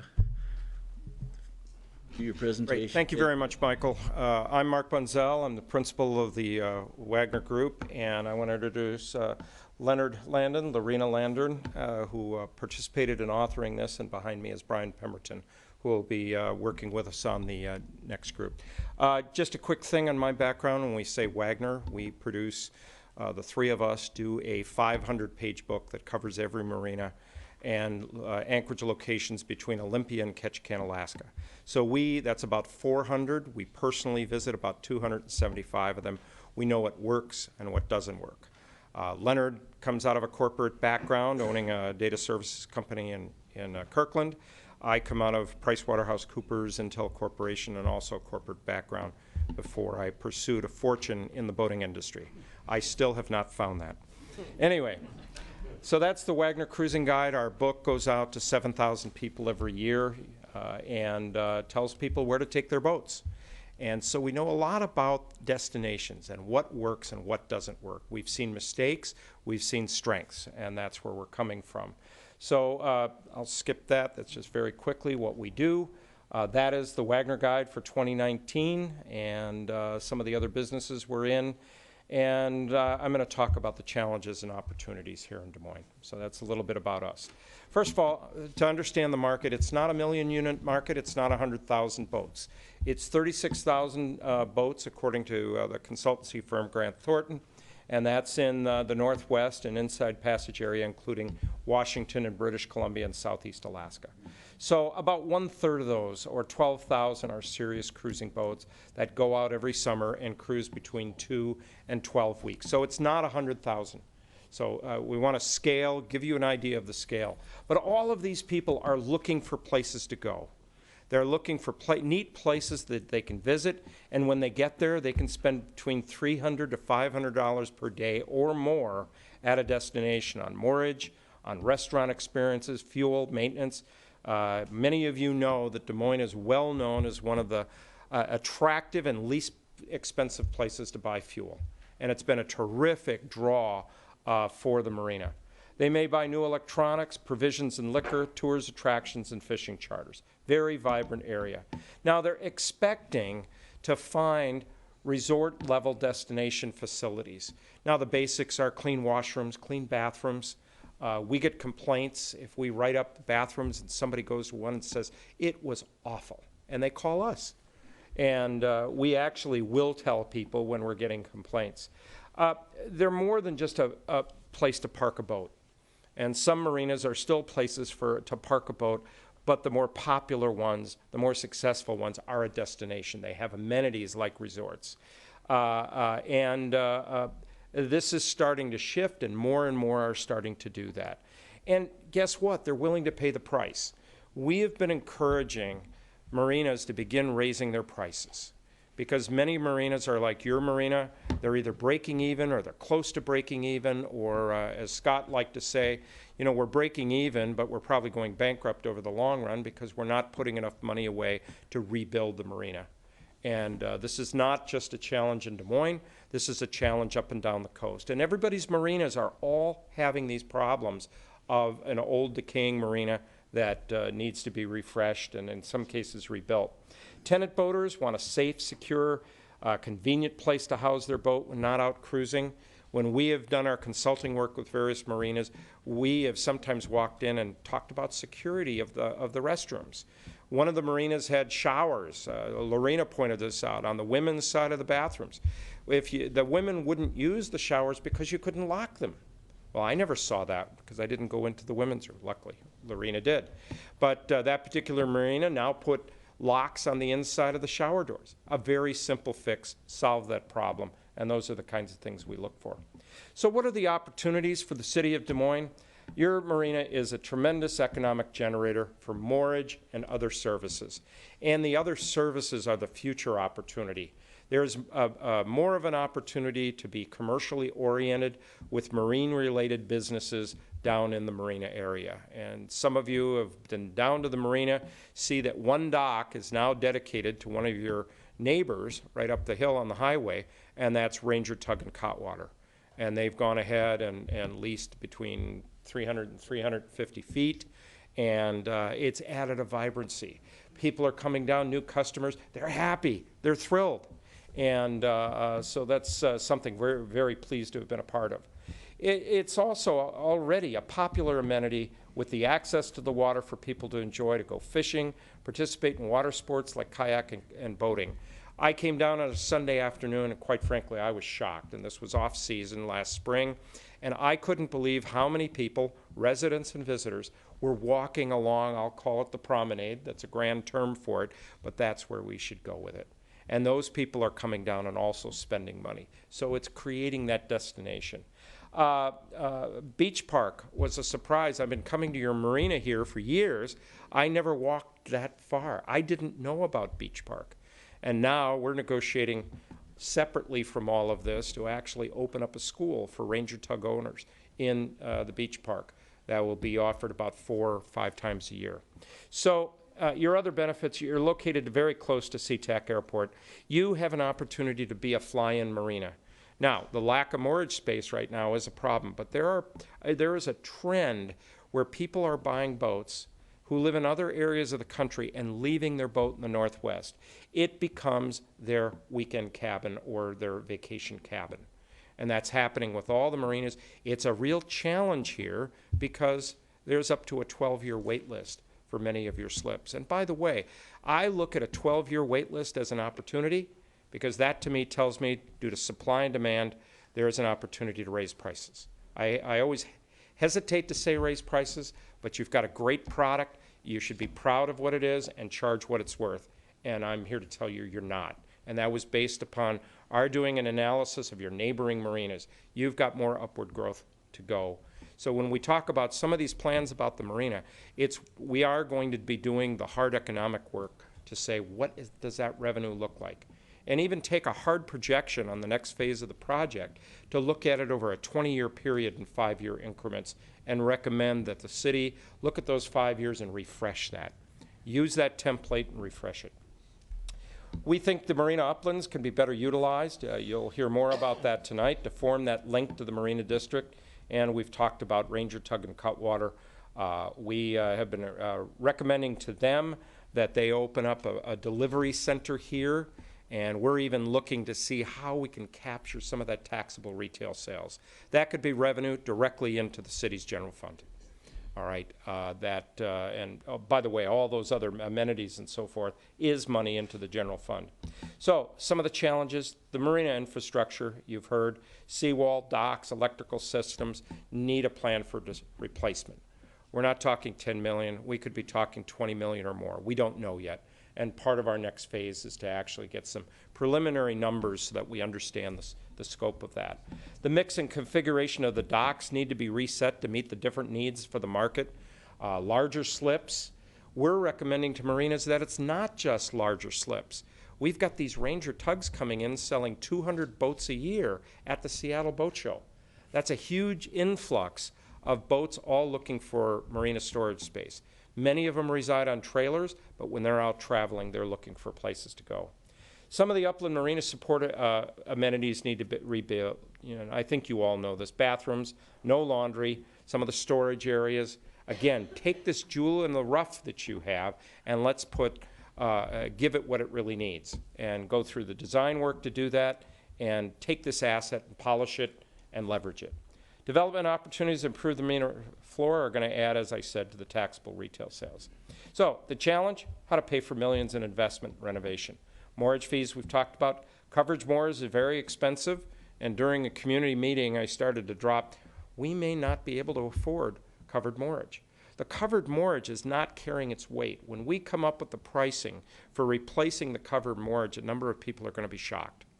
I believe it's priced itself out of the market. You'd have to be charging, I think, at least 50% to 75% more, and we will come up with the numbers that carry that, whether that's a true statement or not.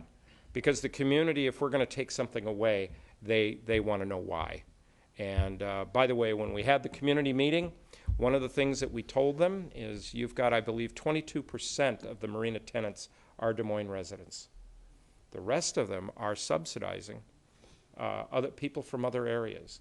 So this is beyond just an amenity for the community. Part of our thing is to develop a reasonable plan that makes sense and work with the community, the tenants, and the visitors market to understand it, to communicate it to you, and to communicate the potential. And no starry eyes on this. This is going to be a bottom line. What could that be? Develop that responsible plan, work out a schedule for the redevelopment. The challenge with marina redevelopment is you can't go in and pull out all the docks and then put new docks in. It has to be done progressively. That can work financially very well because you're spreading out the payments, but there's a price for that rather than getting it done in one fell swoop. It just can't be done in one fell swoop. It'll probably be done over a 5-year or more period. Okay, so that's schedule. And by the way, the revenues are going to be changing during that. And that's why we're recommending a rolling 5-year projection and trying to look out 20 years, knowing our accuracy is going to diminish as we go out over that 20 years. But we can at least say, where are we trying to go? And we hope to have a bump in that revenue when the marina floor is developed out and we truly become a desirable destination location. Okay. So what we're planning to do for you in our phase 2 is draft plan for the renovation and rebuild, plan to renovate and develop the foreshore, a look at future revenue, cost, and investment models of how that can be done, multi-stage plan, look at different business models. One of the models that we'll be looking at for you through an RFP process with probably 3 companies will be a public-private partnership. You have something very desirable. And there are companies that will come in and fund that redevelopment. The difference will change the rate, the lease rate, and we'll be able to hopefully come up with some projected numbers and look at the RFP. And you can then make the decision in terms of whether you want to take this on yourself or want to work with a very knowledgeable, talented third party. One of them gave me the anecdote the other day that they believe their firm can rebuild your marina for 30% less than it would cost the city of Des Moines. So we owe it to you to give you those numbers, and it's part of our plan to do that. So our objective is to come back with a number of options and what the financial projections are against those options. Okay, so we're going to be gathering information from tenants, the community, city. We've had one meeting with the community already, and we'll continue to do that. I think that's the style of transparency that the city of Des Moines really wants to perform to, and we understand that, and we've built that into our plan. After we do this extension budget model behind the projected plans, it'll be reported back to City Council and staff. You can imagine there's going to be a fair number of vigorous meetings with staff about that. And then we've budgeted for the time to communicate the results to the community. I joke about it as my Kevlar vest stage. And in the first community meeting, we did get a little taste of it, and we dealt with it. And as you might imagine, we even got questions, well, what happened to the reserves from 8, 9 years ago. Where did they go? So we left that to Michael. But those are the things that people want to know. What happened to the money? And the answer is very simple. If the community, if the city did not tap into that resource, we might not be sitting here tonight. Okay, so that is a quick version. I normally don't talk this quickly, but I wanted to give you some insight there in what we're doing. Great, thank you very much, Mark, appreciate that. And council, I think we'll try to get through these presentations, then we'll have, if there are questions, kind of hold them toward the end. And if you could pass over the, please, not the mic, no, I need the clicker. The clicker. Yeah. Thanks. Yeah, Bonnie. Thank you. So what we're going to do now is just do a brief summary of what we talked about at the Marina Community Redevelopment meeting. We were able to have 3 of our council members there. The other 4 had conflicts that night. A lot of events occurring right now. But we had the Yacht Club hosted it. We had the mayor. We had Councilmember Nutting, our chair of the Economic Development Committee, myself, and then Skylab did their presentation. So what we did was a PowerPoint presentation, and we provided an opportunity for the community to give us input on design features, preferred design features. So quickly, these, there's a lot going on currently. I think you hear Mark talking about Ranger Tugs and expanding their presence potentially. So just some of the things that are currently happening in the marina. The Wasson House has been taken down. That's a absolutely beautiful connectivity between the marina and the beach park.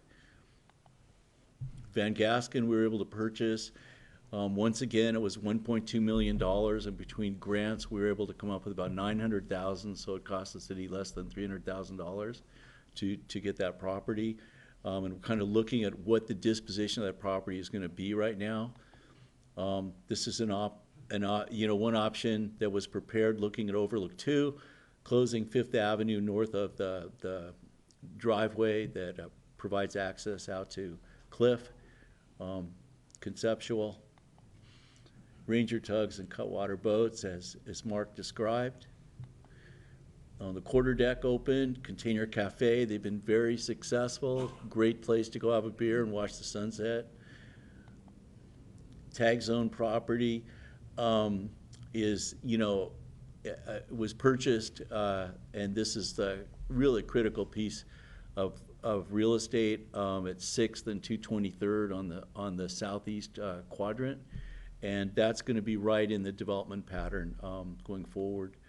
The alley, we're undergrounding the utilities. PSE is actually doing that. The alleyway behind the theater, we plan on extending that all the way down from 223rd to 227th and making that a significant walkable venue and activate that alleyway. Des Moines Theater, once again, they're under construction. They've done a lot to change the footings to accommodate what they intend to do with the theater. And so they're working on it, and you can see the rendering in the corner there.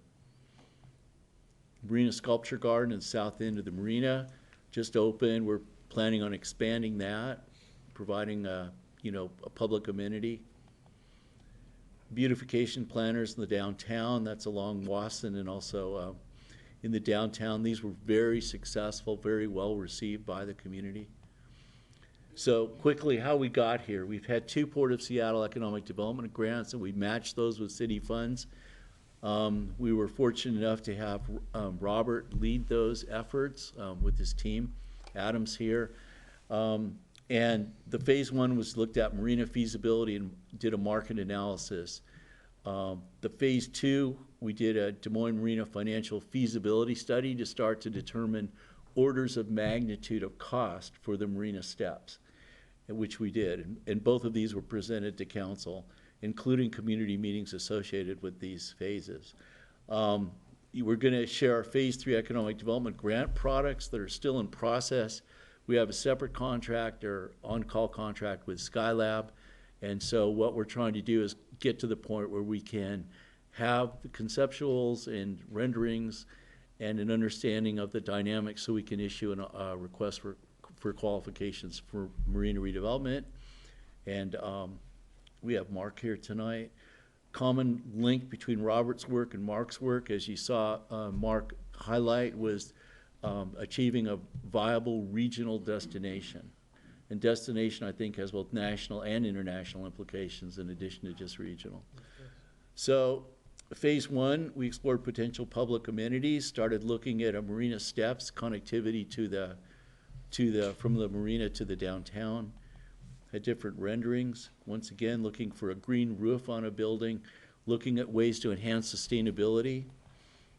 In October 2017, we had a community meeting on a donated Argosy boat. Highest preferences were all-weather market facility, casual dining, brew pub, boutique hotel, food and retail, and also associated with the marina steps are retail, brew pub, wine bar, restaurants. Lessons we've learned. And a lot of this we've learned from Robert, and we appreciate that. But the value of public investment in infrastructure, and that assists in defining the development pattern of private investment. Great example is what Mark just said about extending the promenade, which we'll do as part of the bulkhead replacement, all the way through the north parking lot, connecting it to the beach park. So you've got a very nice walking venue. Establishing public space is absolutely critical for the public to own the space, especially, for example, the promenade, once again, on a summer day that's filled with people that literally they own that. The need to integrate the landside redevelopment, the waterside improvements. Tonight you see the result of those efforts, emphasizing walkability, environmental characteristics, recreational access and opportunity. And by the community identifying preferences, that begins to show us what the demand function will be for certain uses in the marina.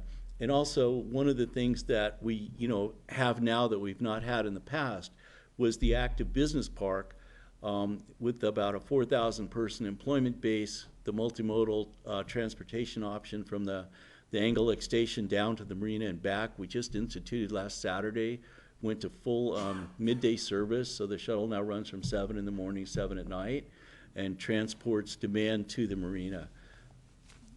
Phase two, we focused on financial feasibility, order of magnitude for the steps, somewhere in the neighborhood of $2.5 to $4 million. And we will look for opportunities to partner with private developer to construct the marina steps. So now we wanted to ask the community, and what we did last week was to identify preferred design features, and the next step will be to develop a request for qualifications.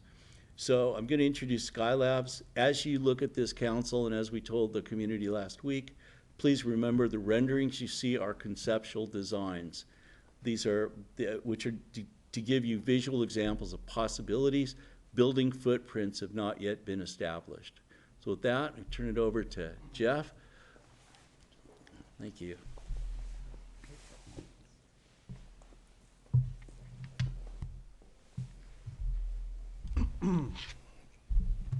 Thank you.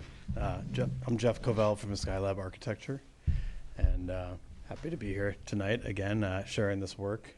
It's really exciting opportunity here, and we've been working on it for I think over a year now, and I think we're really on to something compelling.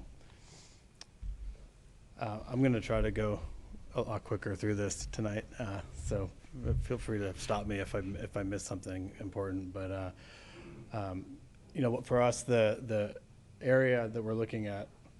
Sorry, does this have a pointer? Okay, great. So the area for us really started with the heart of the steps here, but for us, it's really looking at sort of the master plan and vision and the potential of the whole area. You'll see our thinking has sort of expanded beyond just the steps and really trying to make sure we're laying the groundwork for a full realization of the potential of the site and not what might be just the phase one kind of field of view. For us, it's important to look at this from these three perspectives. One being urban design, the place that we're creating, its role in the community. The second being the landscape and how that landscape serves the community. And the third being the architecture itself. I'll drill down into these in the next slides. From a landscape piece, we've been working with a firm called Place, which is a Seattle and Portland-based firm. It's a very creative group that we're doing a large project at Nike headquarters with them right now. We've developed a really great working relationship, and Ignacio would like to be here. He presented with me at the community meeting, but I'll do the best I can to present his scope here. But for the landscape, really looking at the big picture, what's happening sort of regionally, what's the ecological approach and opportunity here. From a stormwater management point of view, what are best practices and what are the opportunities? And then really looking to strengthen the native ecosystem. When we started studying this from this perspective, what we realized was that there's this great sort of creek infrastructure in the city, and generally the stormwater management, in varying degrees of complexity, utilizes these creeks to deliver the water to the sound, and the cleaner the water is before it hits the creeks, generally the better. But if there isn't appropriate cleaning before it does, there also is some benefit, I guess, to the bay that the water is traveling down through these networks. And one of the things we found was that one large area where this infrastructure is not in place is immediately up hill from the site of the steps. And this is one of the only, maybe the only zone where a large concrete culvert essentially delivers the stormwater to the bay unfiltered. So we saw that as a great opportunity to sort of expand the field of view of this project and bring more meaning to the project. The consequences of having the untreated runoff, decline of marine ecosystems, soil and water pollution, uncontrolled algae blooming, erosion, essentially loss of habitat. And so what is currently maybe not best practices, we are seeing as a primary opportunity. And really we asked the question, could we turn 223rd Street into an urban creek?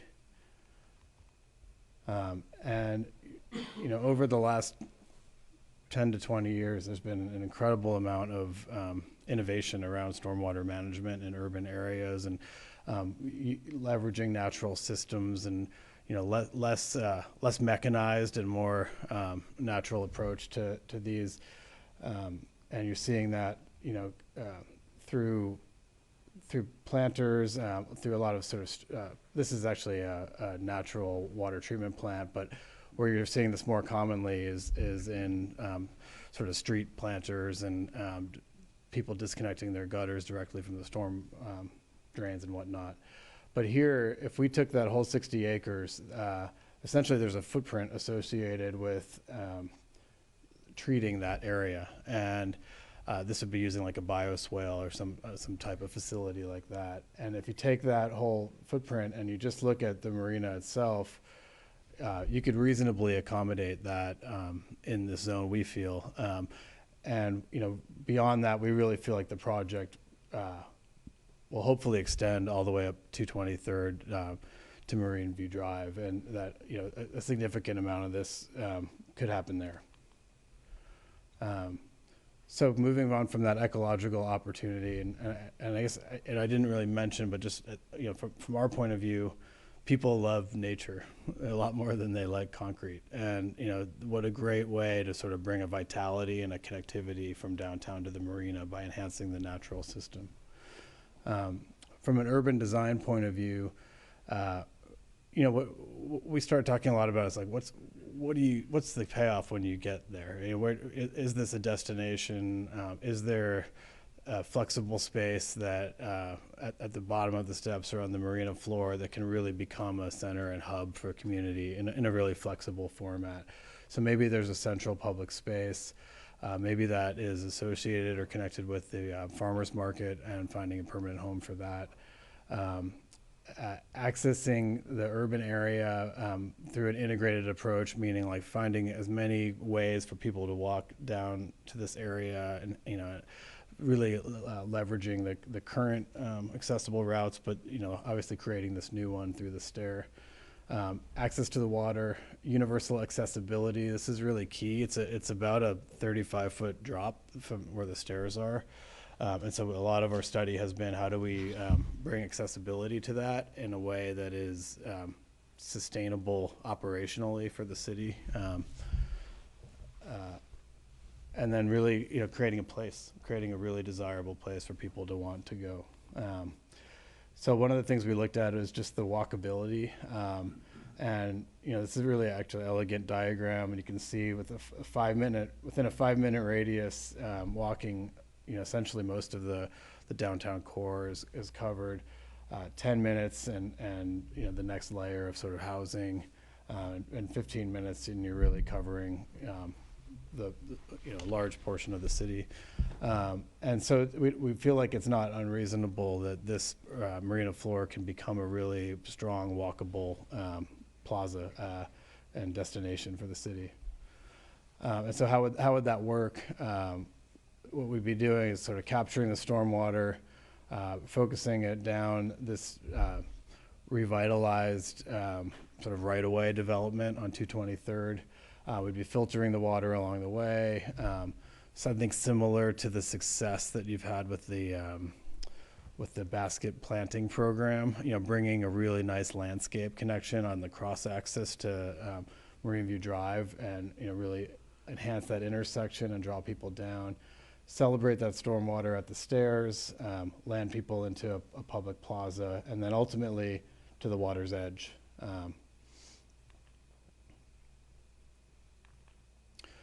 So how could that look and feel? These are just some examples of other communities and how they've integrated stormwater into things like parking lots, pedestrian ways, using cisterns to collect the water. And then could that be incorporated into the stair design, into an active water feature that could be maybe part stormwater and part not stormwater. That could become a real community sort of amenity and destination, and then that could culminate into a plaza. And this is something that a lot of communities are doing very successfully, where they have the plaza space that has sort of a seasonal fountain integration. So maybe in the really hot months in the summer, this becomes a play feature for the community. But you turn off the water, and it's a great site to have an event. The stairs themselves could become amphitheater seating for this type of space. The farmer's market could flex into the space. There's a lot of great potential. So how could that work with a little bit more detail? This is looking at the existing condition down 223rd. It's a little bit haphazard right now. Some places there's perpendicular parking, some places there's diagonal parking. This is the type of thing where we would be recommending, where there's a stormwater planter strip, maybe walkways, parking, a new sidewalk. This would incorporate new lighting, things like that, and really sort of almost brand the marina and brand it all the way up into the town, and really strengthen that experience. The more dense the parking is, the less landscape there is. So that's just something I think we have to work through, which areas get which type of approach. Some of the areas of concern, I think, are the speed that people drive on this corner, and trying to find a way to sort of slow down traffic and make sure that's a safe place. The Overlook Park, you'll see in a moment, our plans are really looking to enhance Overlook Park. So, does this become a place where there's enough parking where people can park there and then actually walk down the steps and ramps, potentially? And then from an architecture point of view, I think the key aspect here is what we're really trying to do is create a vision that attracts it creates excitement and attracts development partners, right? So, I think as Michael said, we're drawing some things. This may be relevant. It may end up someplace very different. I think the key, the themes are probably the more important pieces, and one of the themes is that the buildings are utilized, or the adjacency of the steps in the buildings are utilized so that each level of the adjacent buildings can become accessible to the steps, and that we think can just be a great way to sort of bring vitality to the steps, potentially bring things like a cafe to the steps, a brewery, some other amenity, if depending on what the buildings are used for, they can open up onto the steps. So bringing a diverse program is key. Phasing the development so that we can start and build momentum over time. And then really create that iconic kind of holistic identity that really attracts people. So from a phasing point of view, this is actually new work we did post-community meeting, because we felt like one of the things out of that meeting was that we were sort of giving the grand vision, but it wasn't broken down into sort of like bite-sized pieces. And we wanted to assess, how would we really see this happening? And then what are some of the potential impacts, like to parking, for example? So existing conditions, the primary site is this area that's essentially fenced off and being used for boat storage now. Overlook Park, as we mentioned, 223rd. And then there's some great opportunities on the expanded site. So phase one, and this really could be part of the steps, but we thought if we're really serious about the stormwater piece, we need to probably address that in the early phase. That could be something that even happens in advance of the steps to Overlook Park. Essentially no parking impact there, potentially. We have to study more closely what happens on 223rd. And then phase two, or phase 1B, would be the stair connector itself. One of the things that in our previous work, we had some schemes that had an elevator and some schemes that didn't, where the elevator was in the adjacent building. We actually had early on looked at this idea of ramping, and we had thought it was going to take up too much real estate. And then as we revisited this idea, we found a really strong way to essentially integrate ramps and create this long kind of journey promenade down to the water itself. So you come to Overlook Park and you take the first section of ramp, you land on a plaza, second section of ramp, plaza, third section, and so on. And then there's a sort of shortcut, which is the steps themselves with the water feature on them. One of the other things we've been looking at is just, I think initially we thought it was maybe a given that the roadway kept its current orientation. I think understanding that more over time, there's really not a strong reason to do that. And we think if the closer the steps land to the water, the better, just in terms of creating that vibrancy and the connectivity with the marina work. Sorry, just to go back. So essentially here, there's sort of some trade-offs for parking happening, but essentially this plan was gaining in parking. The next step here is developing this plaza at the foot of the steps that connects to the marina. This is a transit parking zone now. It could stay. It is an opportunity if we can offset the parking. One of the things that we've been looking at is strengthening the connection to the south, which would take some pressure off the north and balance out the equation a bit. So we have a new roundabout and potential parking areas south of the Harbor Master House. And then by doing that, we could potentially gain some flexible public park space down by the water. There's been a lot of discussion around the Harbor Master House itself and potentially repurposing it as maybe a restaurant. We've been talking about, could you add on to it and build a kitchen and enhance marina services onto it, or do you build a second building for those services? I think they're all worth studying. In this scheme, essentially, we traded 79 spaces for 91 new spaces, and we're showing 12 more spaces. Probably the big difference here is that the storage sheds are removed in this We were having some interesting discussion today also about, potentially going to a vertical storage solution, which is quite interesting, and where that could be located and how we could actually grow that and clear some land in the process and grow the density.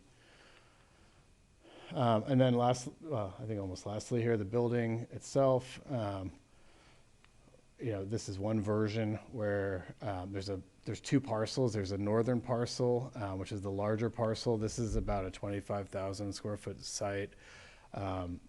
There is somewhere between 3 and 4 levels, depending on if you dig down for parking.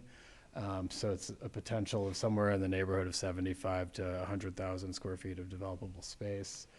We're also showing a building on the southern side of the steps and ramps.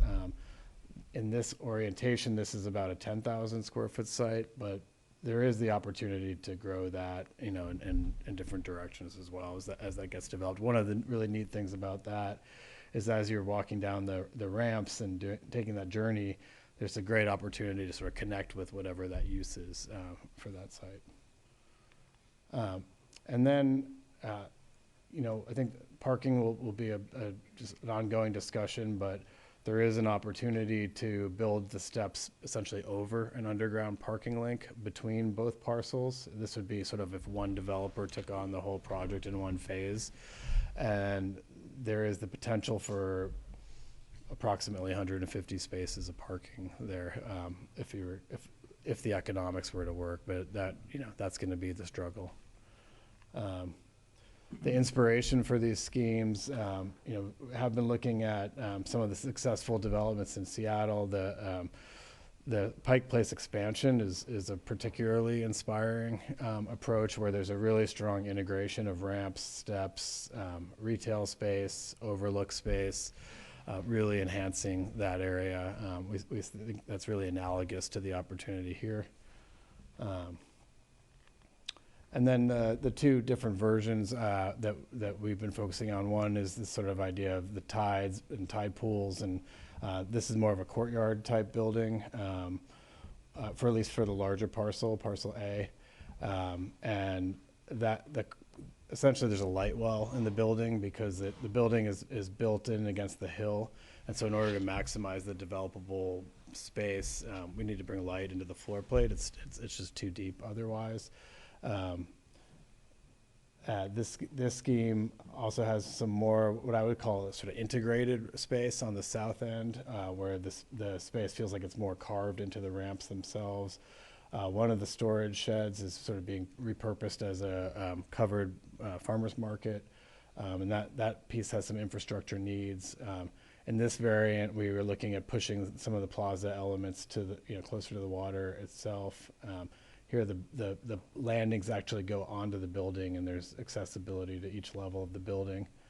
And this is a really, really preliminary idea of what that vision could look like and how that building could integrate with the steps. One of the neat things here is the overlook plaza. You could walk across a bridge, essentially, onto the roof of this building, and then the ramp kind of comes down and underneath that, and you can see the water feature here. But this could be developed as the public elevator link, for certain hours where there was just a dedicated elevator and lobby and potentially rooftop amenity, restaurant, bar, that type of thing. This building we've been looking at as a office building or hotel or some combination, and just some other rough massings.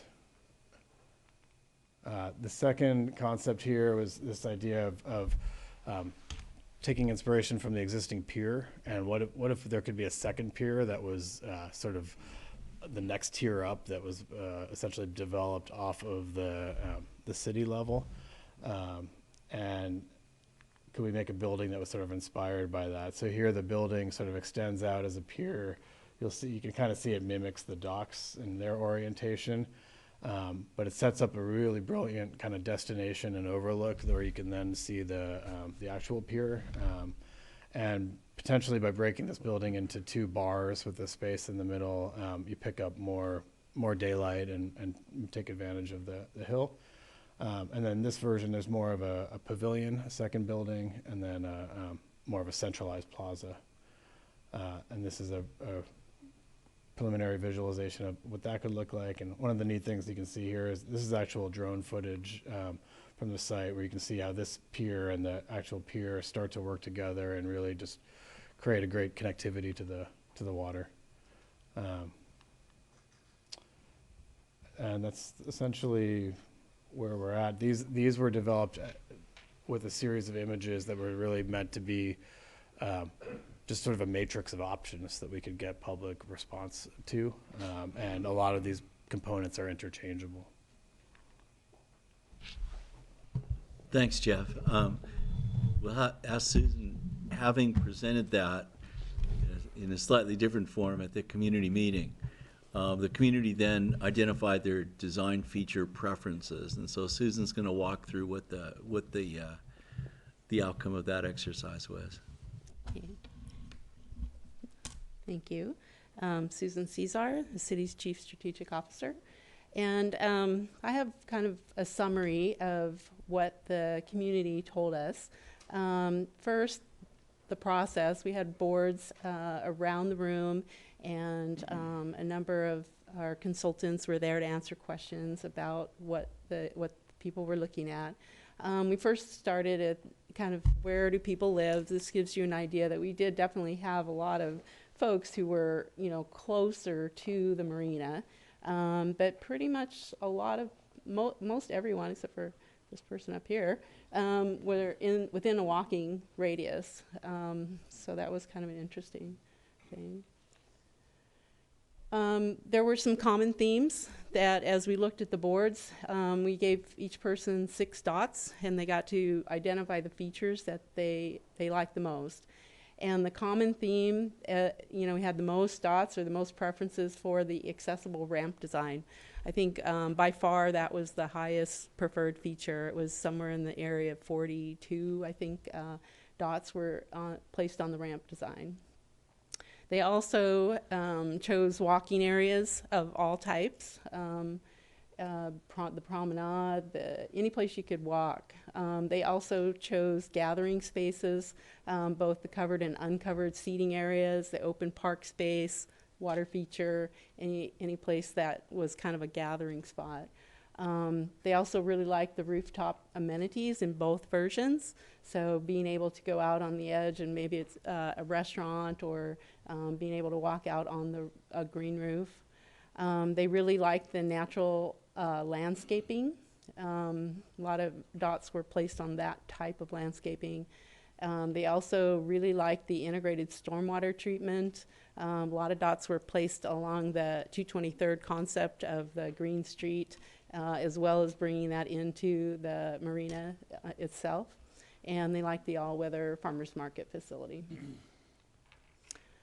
So on the 2 different options, these are kind of what people like the most out of those 2 options. They like the accessible ramp design the most.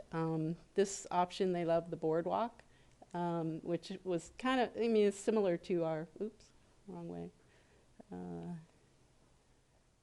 Similar to our existing promenade extended, around, God, I keep doing that. I get that. Okay. They also liked the rooftop promenade, and they liked the Water's Edge Park, the all-weather market facility, again, got a lot of dots, seating areas, kind of continuing the theme of the natural landscaping, the grass, sedge, water treatment, and they liked the play space in this version.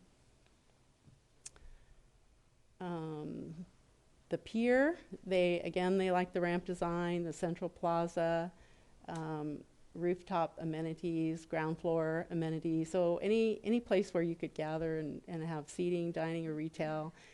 They like the integrated amphitheater and the covered terrace. And then we also provided them with sticky notes, and they could write individual comments. And these are not all the comments individually. These are kind of a summary of what people said. And they really liked that concept of the urban creek and the stormwater treatment. They felt that traffic and parking will need to be addressed both within the development and on Cliff Avenue. Some concerns were expressed about views and that they should be protected for folks that live adjacent to the marina. There was a comment about a full walking loop and to accommodate pedestrians throughout the development. Farmers market needing a permanent structure, commercial kitchen and parking. Comments about the hotel were both, it's great and not a good idea. So we're really probably equal on both sides of that one. Accommodate the marina tenants' needs in the redevelopment, a desire for play area for children, and talking about the position of the sun so that the stairs would receive sun in the summer for use during the summer. Some people, there was at least one comment that said we prefer the tides concept. And actually the tides concept did get more dots overall for the features. Some concerns were about crime and activity at night. Rooftop restaurant was a great idea.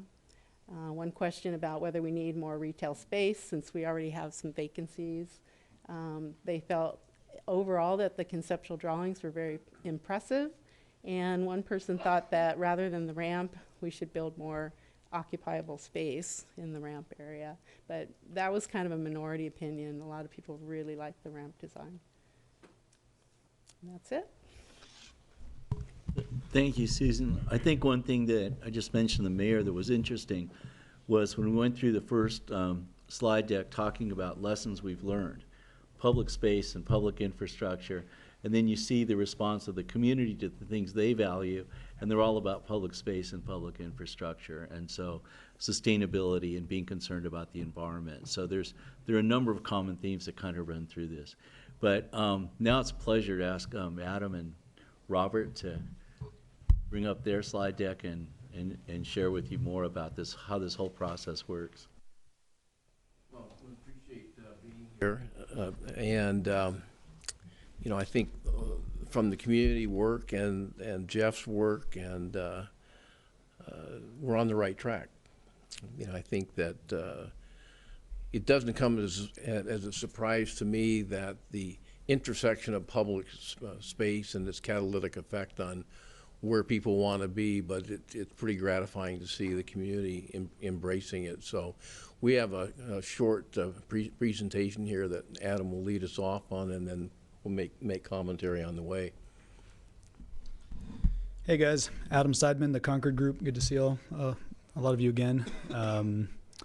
Really exciting to see all this work from our perspective.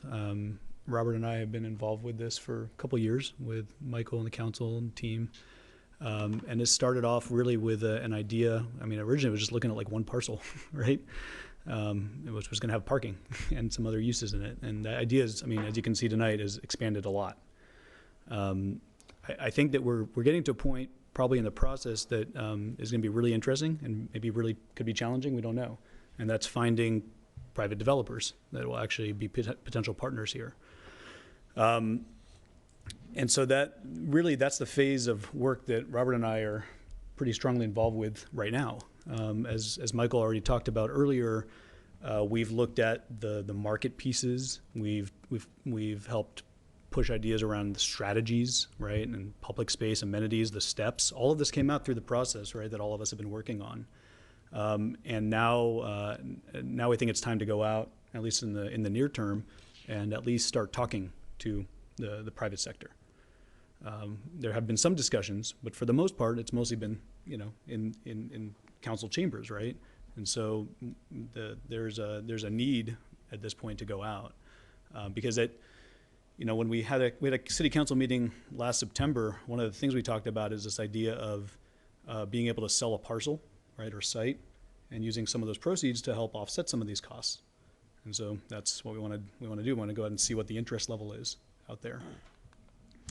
So tonight, we want to just talk about the update, really the status of the work that we've been doing, discuss a little bit, really quickly, the RFQ process, and then talk about some next steps. Michael took us over really almost all of this, but I mean, we kicked this work off in December 2016, officially, and unofficially before that. So, I mean, just to give a sense of the timeline, it takes a while to do these things, and I think the community actually should be really proud of the continued effort here. I mean, a lot of times you see things start and stall. That's not been the case here. So it's really, really exciting to see this. And obviously now tonight we're here in 3 years later in September 2019. When a number of us were here last September, some of the recommendations we had were, well, these are lifted basically verbatim. So utilize the Marina steps as a catalyst to incentivize private development. I think we still have to keep that in mind always, right? That's one of the major ideas here. Doesn't mean that's the only reason to have it at all, right? I mean, there's a big community-based reason. But from our perspective, we do consulting and advisory for cities, but also private developers. We want to see this intersection here. We think it's important for the community and to bring uses here. Allow for the use of existing shared parking for private development concept. As Jeff alluded to, the parking question is going to continue to be a big one. And the great thing is you actually do have a lot of parking down there, a lot of surface parking. That's a valuable asset to be able potentially to incentivize developers to be and business owners, frankly, to be looking here. Find interested private developer to partner with. Obviously, that's what we're talking about in terms of the RFQ process, and we'll talk about that a little bit more. And then there's different ways potentially to fill the gap to build the steps, and I know Michael will talk about that either tonight or another time. Last time we had a number of next steps to look at, and this goes way beyond what Robert and I are doing. So this was the next steps kind of holistically, and at that time our work was essentially done. We didn't know if we would be involved with any of this next steps. Determine allowable uses, very important. There's been a lot of back and forth over the last few years, actually, as we've done this process about what uses will be allowed here or not. I would say that we have a list, we'll talk about it. It's changed a little bit over time, I think, kind of gone back and forth between what's allowed, what's not. But that's an important aspect here, right? We want to know what if we're going to go out to the community, we need to be clear about what's allowable. Identify the preferred development strategy. That's been done. That's kind of laid the groundwork for how we're proceeding now, which is let's pursue further the idea of the steps, and let's have concentrated development in the north part of the marina. So those were pretty important decisions. Seems simple maybe, but it's not. And to get consensus behind it is not always easy. Identify potential partners. That's really an ongoing process. Design the steps. Obviously, Jeff took us through a lot of the really interesting work, and I think the stormwater aspect is really, really maybe a critical piece here to how we link a lot of things together. Prepare the request for qualifications. That's what we're really here to talk about tonight. Draft sources and uses, or a finance plan, and Michael's team's in process with that. The waterside analysis, we have a phase 1 done by the Wagner Group that Mark took us through tonight. And then some kind of timeline with a work plan with a timeline is also in process. So just to give us a sense for what we talked about a year ago, basically, and where we are collectively, both on the team, the consulting team, as well as on the city side with these different steps. Robert and I are very involved with advisory work all around the region, and in fact, around the country. So we bring to bear, even though it's not really part of the scope of our work, I mean, we're always thinking about where's the market and how does that impact where we are in the process. So I'm not going to really talk about any of these specifically right now, but it's still a very strong market, really driven by the employment growth we've been seeing regionally. Just to put in perspective, we've been adding in the Seattle Metro still 50-ish thousand jobs a year, maybe up to 60,000 in some years. Down years, like 40,000 jobs. That's a lot of people, right? They need places to live. They need places to go eat. So that's a regional number. Obviously, there's concentrations in areas, and we hope to bring increasing numbers of those concentrations down here, right? There's two aspects that I think are worth commenting on. The one is that the emergence of smaller hotels that have tapped into not just Airbnb, but smaller hotels that are becoming more viable economically, which gives me some comfort when we go out to talk to potential hotel developers. And the last one is, telecommuting has been around forever, but I've never seen as much activity in smaller cities. And I think my intuition says that it's always probably been acceptable for workers, but I think employers are now finding it acceptable. And there's lots of examples around the state where companies habitated here are opening up satellite. And so I think this whole notion of the affordability of Des Moines, the vision that's becoming together is going to be our story that we'll be taking out to the development community. Yeah, I think it's a great point. I mean, a lot of pressures that are pushing people in a lot of instances outside of the urban cores, right? A lot of those are price considerations, but some of them are quality of life. We think Des Moines has a really interesting potential to capitalize on a lot of those trends. There's always, I mean, I'm a market guy, a market analysis guy. I mean, there's the flip side of it is that we haven't seen a lot of development in the South Sound still. And a lot of that is because it's still really hard to make projects pencil. Essentially, the construction costs are not wildly different in this part of the Seattle Metro as opposed to inner Seattle or Bellevue. The rents or sales prices, depending on what you're looking at, are typically quite a bit lower here, which again is a good for attracting people. It can be challenging when you're trying to make these things pencil. So that's still going to be a challenge here, right, as we look at this. In terms of the RFQ process, just want to do a quick overview of what that acronym is. Talk about some key assumptions that we have, and some of the intended outcomes and overview of the timeline.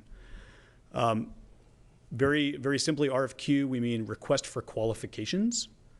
And in this case, the target audience really would be, I mean, primarily we're looking at developers as a primary audience, right? Private developers, to look at the two sites that Jeff talked about, right? The 24,000 square foot parcel and the 10,000 square foot parcel. I think another target is also business owners. I mean, it kind of depends on how we angle the RFQ, but that's probably a pretty important segment here too, because as we'll talk about with the allowed uses, some of the uses that are off the table might be the easier uses to develop near term. So for example, to develop office space in a market, you typically need to have an identified user or tenant. And so if we can get interested business owners in the conversation, whether they're here already or not, is probably a really important part of this RFQ process. We've also, have all along and continue to talk to users and tenants that we can make available to developers who will need to have them. So it's all of the above is happening. So an RFQ is pretty different typically than an RFP, which is a request for proposal. I think originally we were thinking this might be more of an RFP process, but as we talked about it with Michael and the team here at the city, we decided that the RFQ really is the stage that was most appropriate for where we're at, because there need to be conversations right now with private entities about what's potential, because the stage that we're at in terms of design of the steps and even just a strategy around how this works is still pretty early thinking. And so the stage that we're at means that it probably married best to the RFQ stage. RFQ is also a fairly low commitment typically for a developer or someone to respond to, right? Essentially, you're asking for more or less, do you have interest? And who are you? I mean, that's essentially what we're going to be asking. We're not asking for them to come up with any plan at this point. And that's the big difference, because typically for a request for proposal, you get much more specific, and the time commitment and effort and essentially cost, both in terms of time and money for someone, is much, much higher typically. And then it's also a lot more work on our end, right, on the city's end, to think about, okay, how are we actually going to analyze that?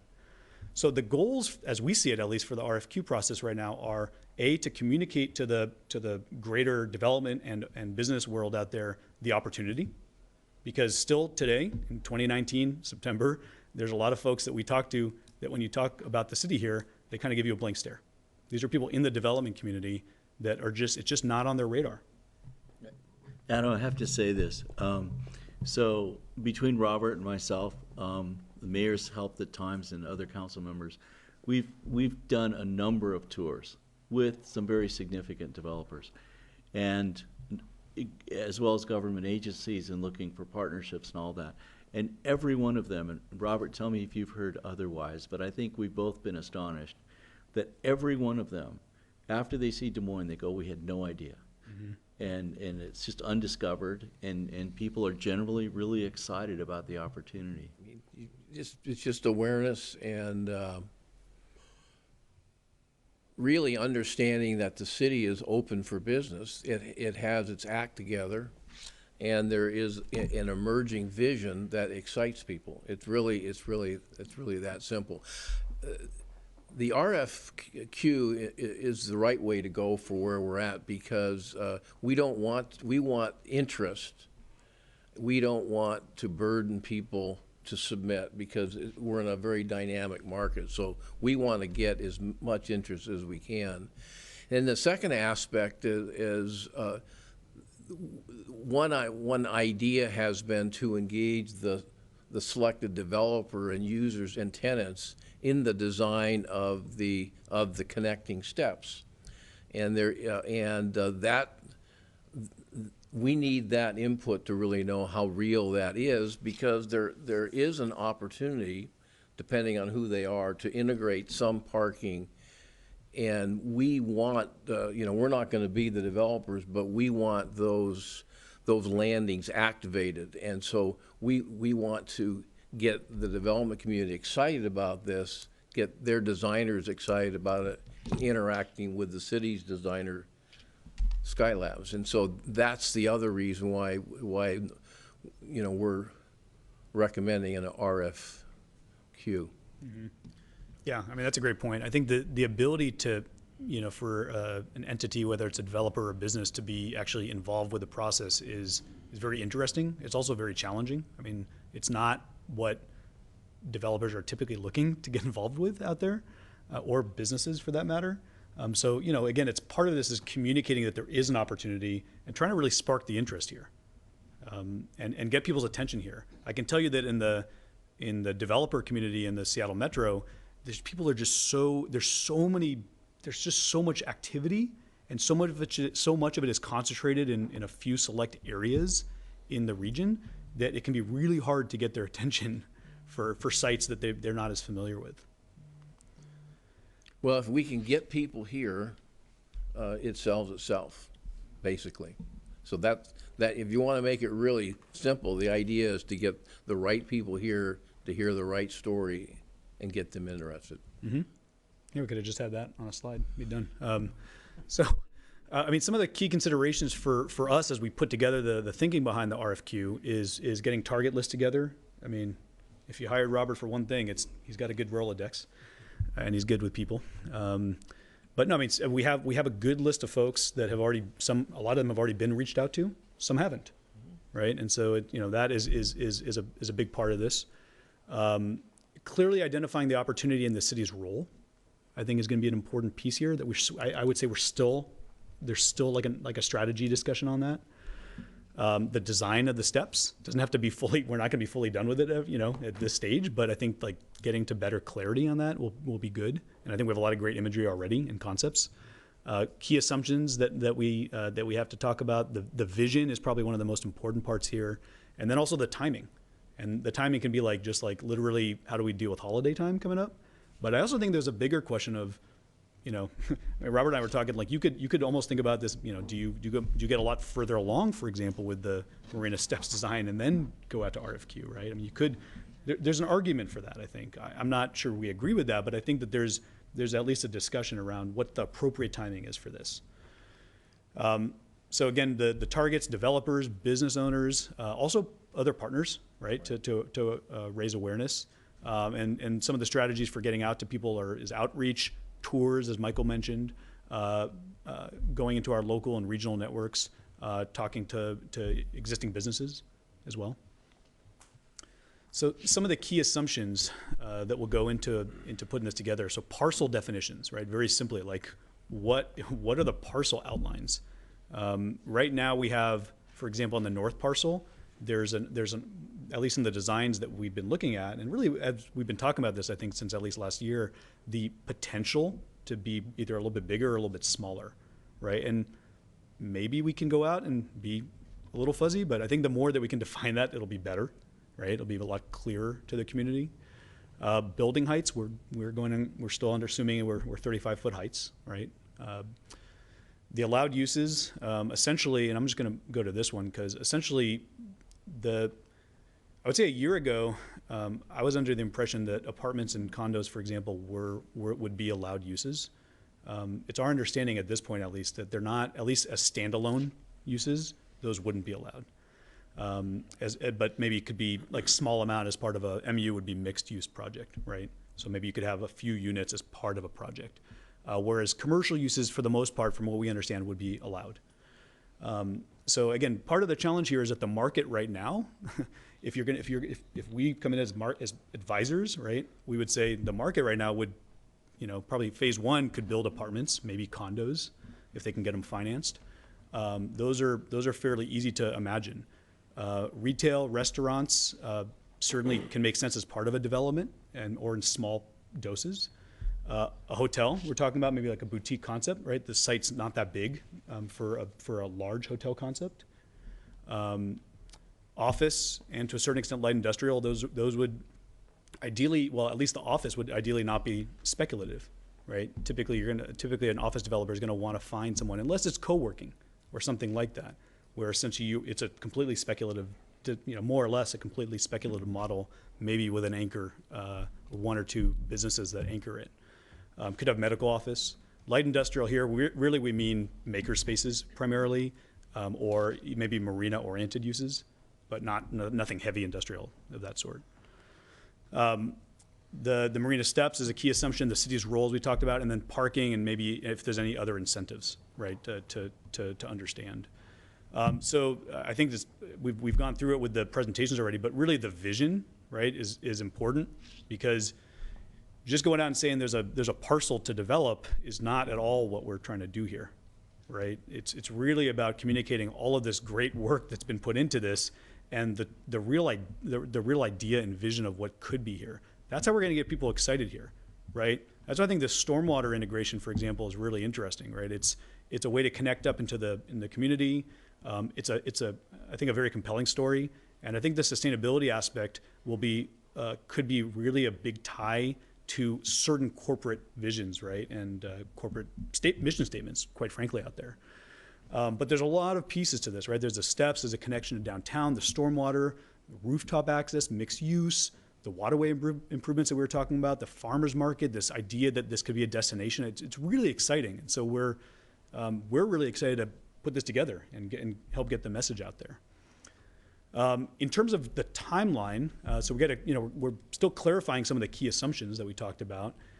Defining the opportunity, I think we mostly understand that. It's just kind of getting better clarity on some of these things.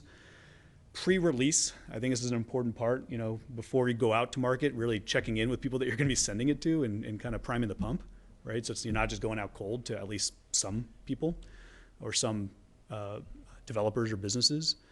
Develop and refine the language and the imagery within the RFQ, send it out, and then importantly, figure out a way to actually think about how we're going to look at responses, right? I mean, do we have some kind of matrix and way to think about it, as opposed to just do we like it or not like it, right? Because it can get really subjective, right? It's good to have some kind of idea going in of how you're going to think about scoring it, let's say, or ranking them.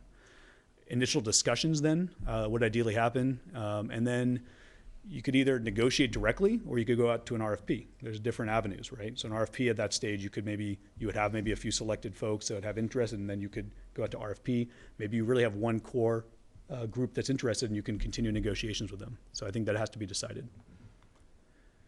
And then in terms of next steps, as we see them, so finalizing at least the core aspects of the design, which Jeff and his team really are working on right now. Clarifying any assumptions that are still kind of outstanding. Obviously drafting the actual language of the RFQ. Figuring out the timing, developer reach out, and then also something, maybe the order's off here on the soils analysis, but the soils analysis is probably an important next step. We're not doing that on our end, but it's probably an important piece to consider prior to release of an RFQ, because from our experience going out to the community, this is going to be a question that comes up alongside with parking, is like, any issues with foundation, especially being right here on the water. Yeah, I mean, the soils is something we identified before, and that would be done on the parcels once they're delineated. So that when you go out, you've got those boundaries set, and you have you understand the constructability issues, and then there will be through Jeff and the city ongoing refinement of cost estimates for the steps. Turn it back to Mike. Yeah. Well, I'm going to give it back to Michael and appreciate everyone's time. Yeah, thank you very much. Just a couple of points. Also, there's a survey that needs to happen to identify utilities. So where the geotech and the parcel delineation and the survey. And I just want to remind everyone that this was all tried before by the city at one point. But the fulcrum rested on wanting to retain the land and leasing to developers. And the result of going out with a fairly comprehensive, package in terms of an RFP resulted in nothing positive and no significant developers that, they were willing to do any type of development as long as we paid for it, which kind of defeated the purpose of doing the outreach. And so this time, and we've talked with council before about this, about our economic development committee, but I'm going to ask you for a motion in a minute to go out for an RFQ. But I just want to say that I think the difference this time, A, is the quality of the consultants that are in this room at this moment, the amount of work and time and effort council and staff have put into this, and the fact that we own 29 acres on the marina floor. And if we could translate a few acres into equity to build the marina steps, the equation changes dramatically in favor of this being accomplished. So with that, I think we'll take questions and comments and look forward to council. It's a little late, but we are going to request this motion be approved by the city council so we can move forward in what we've been doing for the last couple of years here. Councilmember Banks? I move to direct staff to prepare and issue a request for qualifications for a private developer for Marina Redevelopment. Second.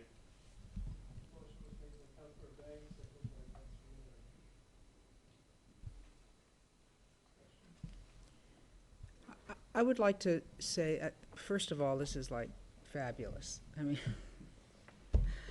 I'm really tired tonight, but I kept with you. I was like, we've honestly been down this path, as our city manager said.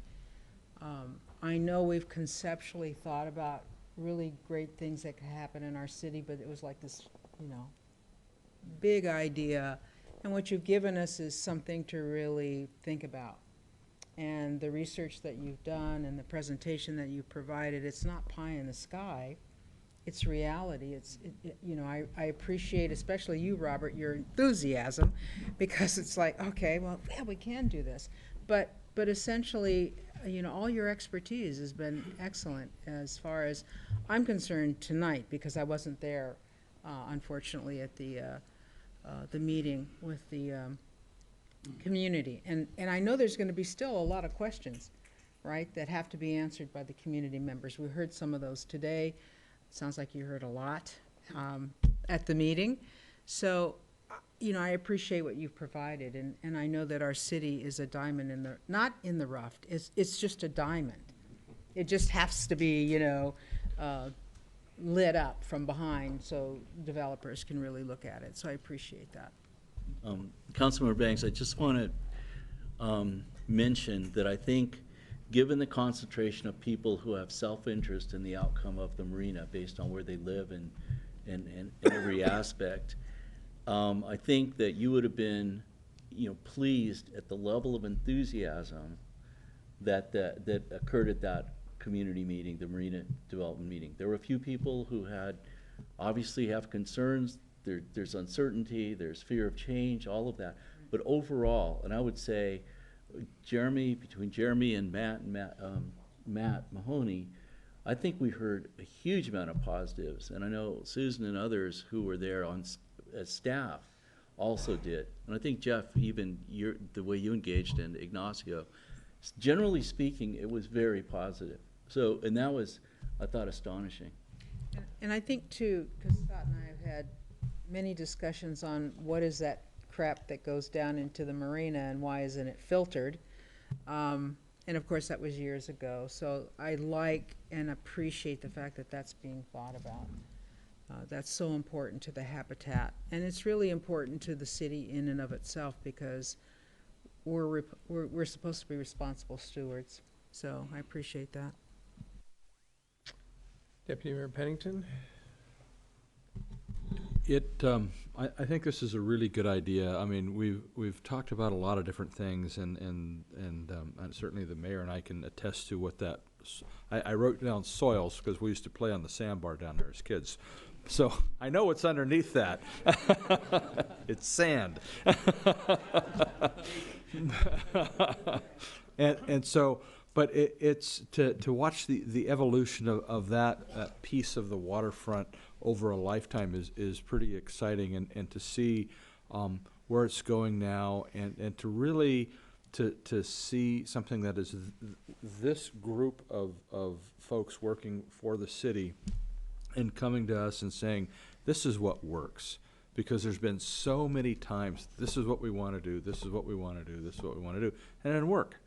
You know, for all the reasons we've discussed. So I appreciate certainly the leadership of the city staff working with the consultants to bring to council and to give us real tangible things to work with. And I really appreciate that. And I think this is going to be tremendous as we go into the future. So thank you. You know, if I could, Deputy Mayor Pennington, I think the change in approach from what you and I have observed from the history of things is, well, let's figure out what we want and then go get somebody to come in and build it. Versus, I mean, so it's like, well, this is what we want. This is what we want you to do this for us. But there was nothing in it for anybody in the development community. And a lot of what we wanted wasn't founded on anything other than some preferences that somehow in the community had bubbled up. I don't think that the community has ever seen or had this kind of, you know, this kind of detailed concept, or nor have they. I mean, one of these developers that came forward before wanted to put a hotel, but where the harbor master's office is, with a tennis court on the top. I thought, wow, what an interesting, where would you even get that idea? You know, so I mean, yeah, I know. But these were the things that, you know, they just came in with whatever they wanted to. Yeah. And both sides could never come to agreement at the table because what people envisioned wasn't necessarily what was being developed out in the world and what people were putting money and effort and time into. But they knew they wanted something different. And so for the first time, we've had consultants that have experience. And I love the fact that we've got both water and land side and architecture that's going all the way to dealing with not just design, but environmental concepts as well.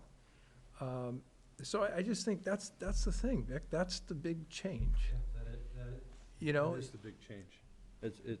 It's huge. And the public is still involved. They were involved in the last process, but they didn't have anything really solid to guide them. But now we're getting public involvement, and it's interesting because the message is really coming clear. So I have seen, I saw Mahoney, then I saw Nutting, and then I saw Back.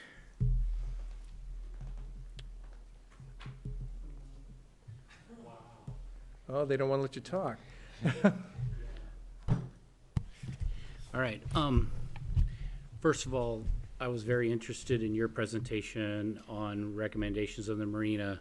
I'm just going to make a comment that I'm looking forward to your estimates on the covered moorage versus not. And I'm very interested in what your recommendations on rates might be. So I'm looking forward to your next steps. I just want to say that, but I thought you did a good and thorough job, and thank you for your time. I loved your presentation. I love the fact that we're using the stormwater from an area that typically hasn't been done, incorporated on the east side of Marine View Drive, and then bringing that in to tell a great story environmentally, which is what we're all after here. But to put it in that complex, and that was a beautiful design to tie both the city to the marina, which is inevitably what we're trying to do. Love it. Looking forward as you refine that process. I was impressed. I got to see it the other night. I was impressed then. I'm more impressed now, especially hearing it for the second time. I'm interested. I know there are some springs up there, and there is water, and I believe there's water running year-round to some degree. So I'm not sure if that's been incorporated in the design, but you might want to think about that. I don't know where it comes from, but I know it comes out and it flows year-round. That's all I'm going to say on that. Just making sure that's considered. Robert, as usual, spot on.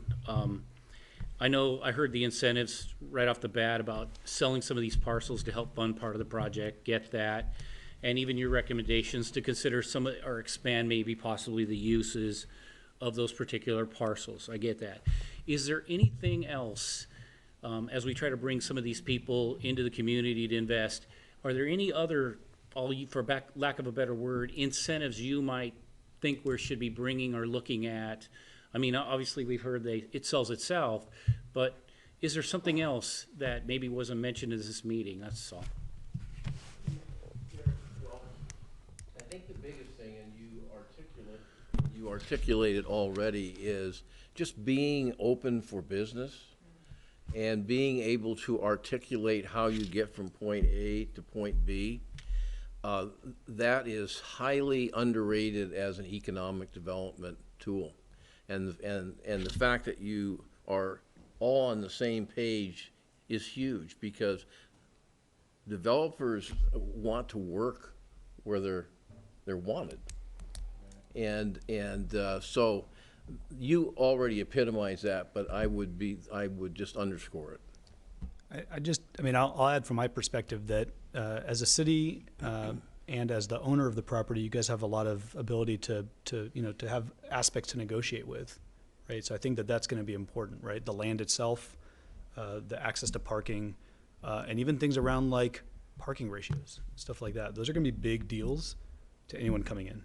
So I think that that's when like the nitty gritty part of the stuff happens. And the good thing is you guys have the ability to actually negotiate on those pieces, right? Or you're at least, you have control over that.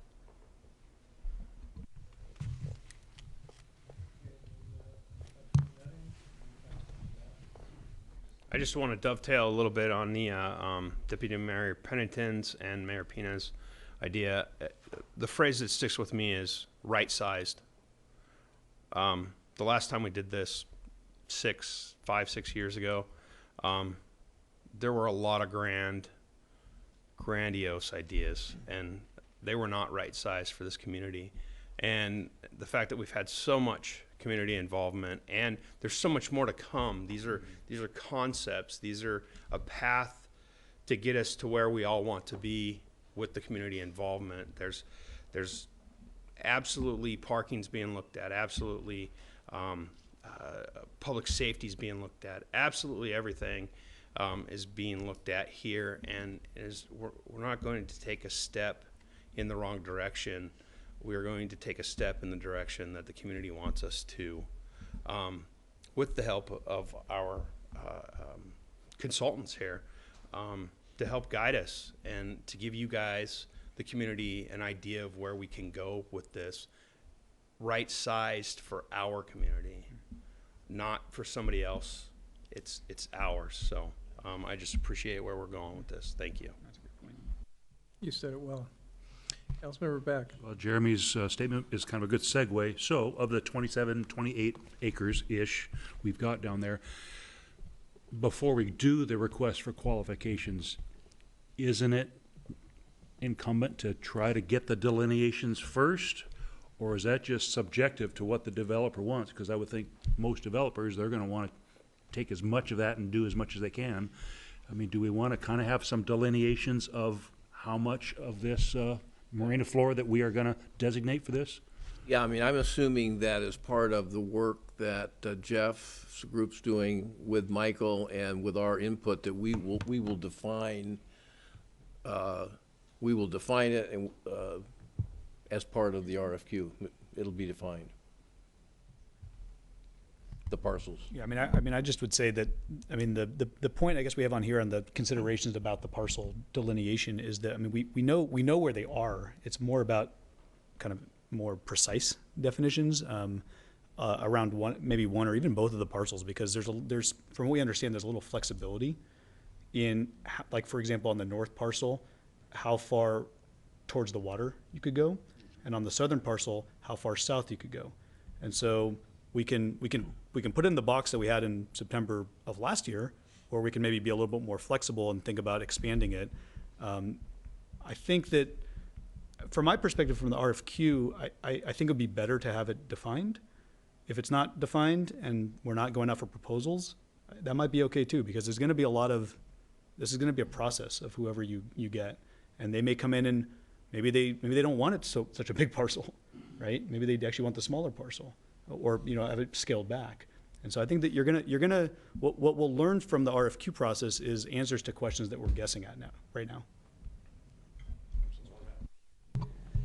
Just one comment along those lines, council member, that, going through this process, there's a couple of things. So first of all, I want to say that some of the components as to why we've gotten here, and I think Susan showed some of this to her staff today or yesterday, and they said we never got this far before. But the thing about it is that I think the absolute support of the council, the quality of the consultants that are in this room at the moment, and our ability to understand, pretty much how to go about this by just calling Robert every time we have a question, is what moves this process forward. And I think the thing is that getting to the point where we issue an RFQ, and I think that we do need more information before we get to that engages a process of negotiation. And before any decision's ever made, that's something the council is going to weigh in on relative to all those questions. So, it's like I say, it's an ongoing, it's iterative, it's incremental, but you see movement forward, and it's because of the tremendous resources that we were able to acquire, and in all fairness, have to acknowledge the Port of Seattle for resources to help us do this that we wouldn't have been able to do on our own, but jointly in a partnership we've been able to do. So.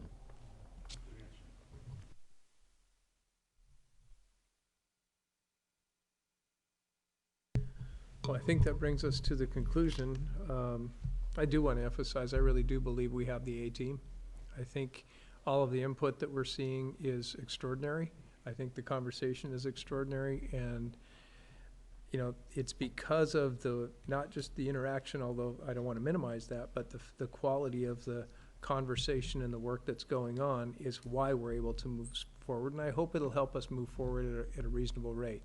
I understand there are market conditions and things like that will affect us, and that's why I'm really proud of the team that we have on the city side, because Michael, you and your team are extraordinary at trying to find the win, and I think this council is fantastic at not coming in here with an agenda and digging in their heels and saying, I'm not going to do this, I'm not going to do that. And to everybody here at the dais with me, that is a difficult thing to do. But that means that we're serving not just ourselves, we're serving the public. And I am so proud of this body, and I'm so proud to be part of it. So I just wanted to acknowledge that. So at this time, we have to call the vote. Yeah, we do. We have a motion on the table. All those in favor, please raise your right hand and say aye. Aye. Aye. 7-0. Well, that brings us to the conclusion of that portion of tonight's meeting, and we get to do more. So, council, at this time, we'll go into executive session. The purpose of this executive session is to discuss potential litigation under RCW 42.30.1101I. The executive session is expected to last 30 minutes. You're all more than welcome to stay. However, no formal action will be taken at the end of the executive session. I want to thank everybody for coming.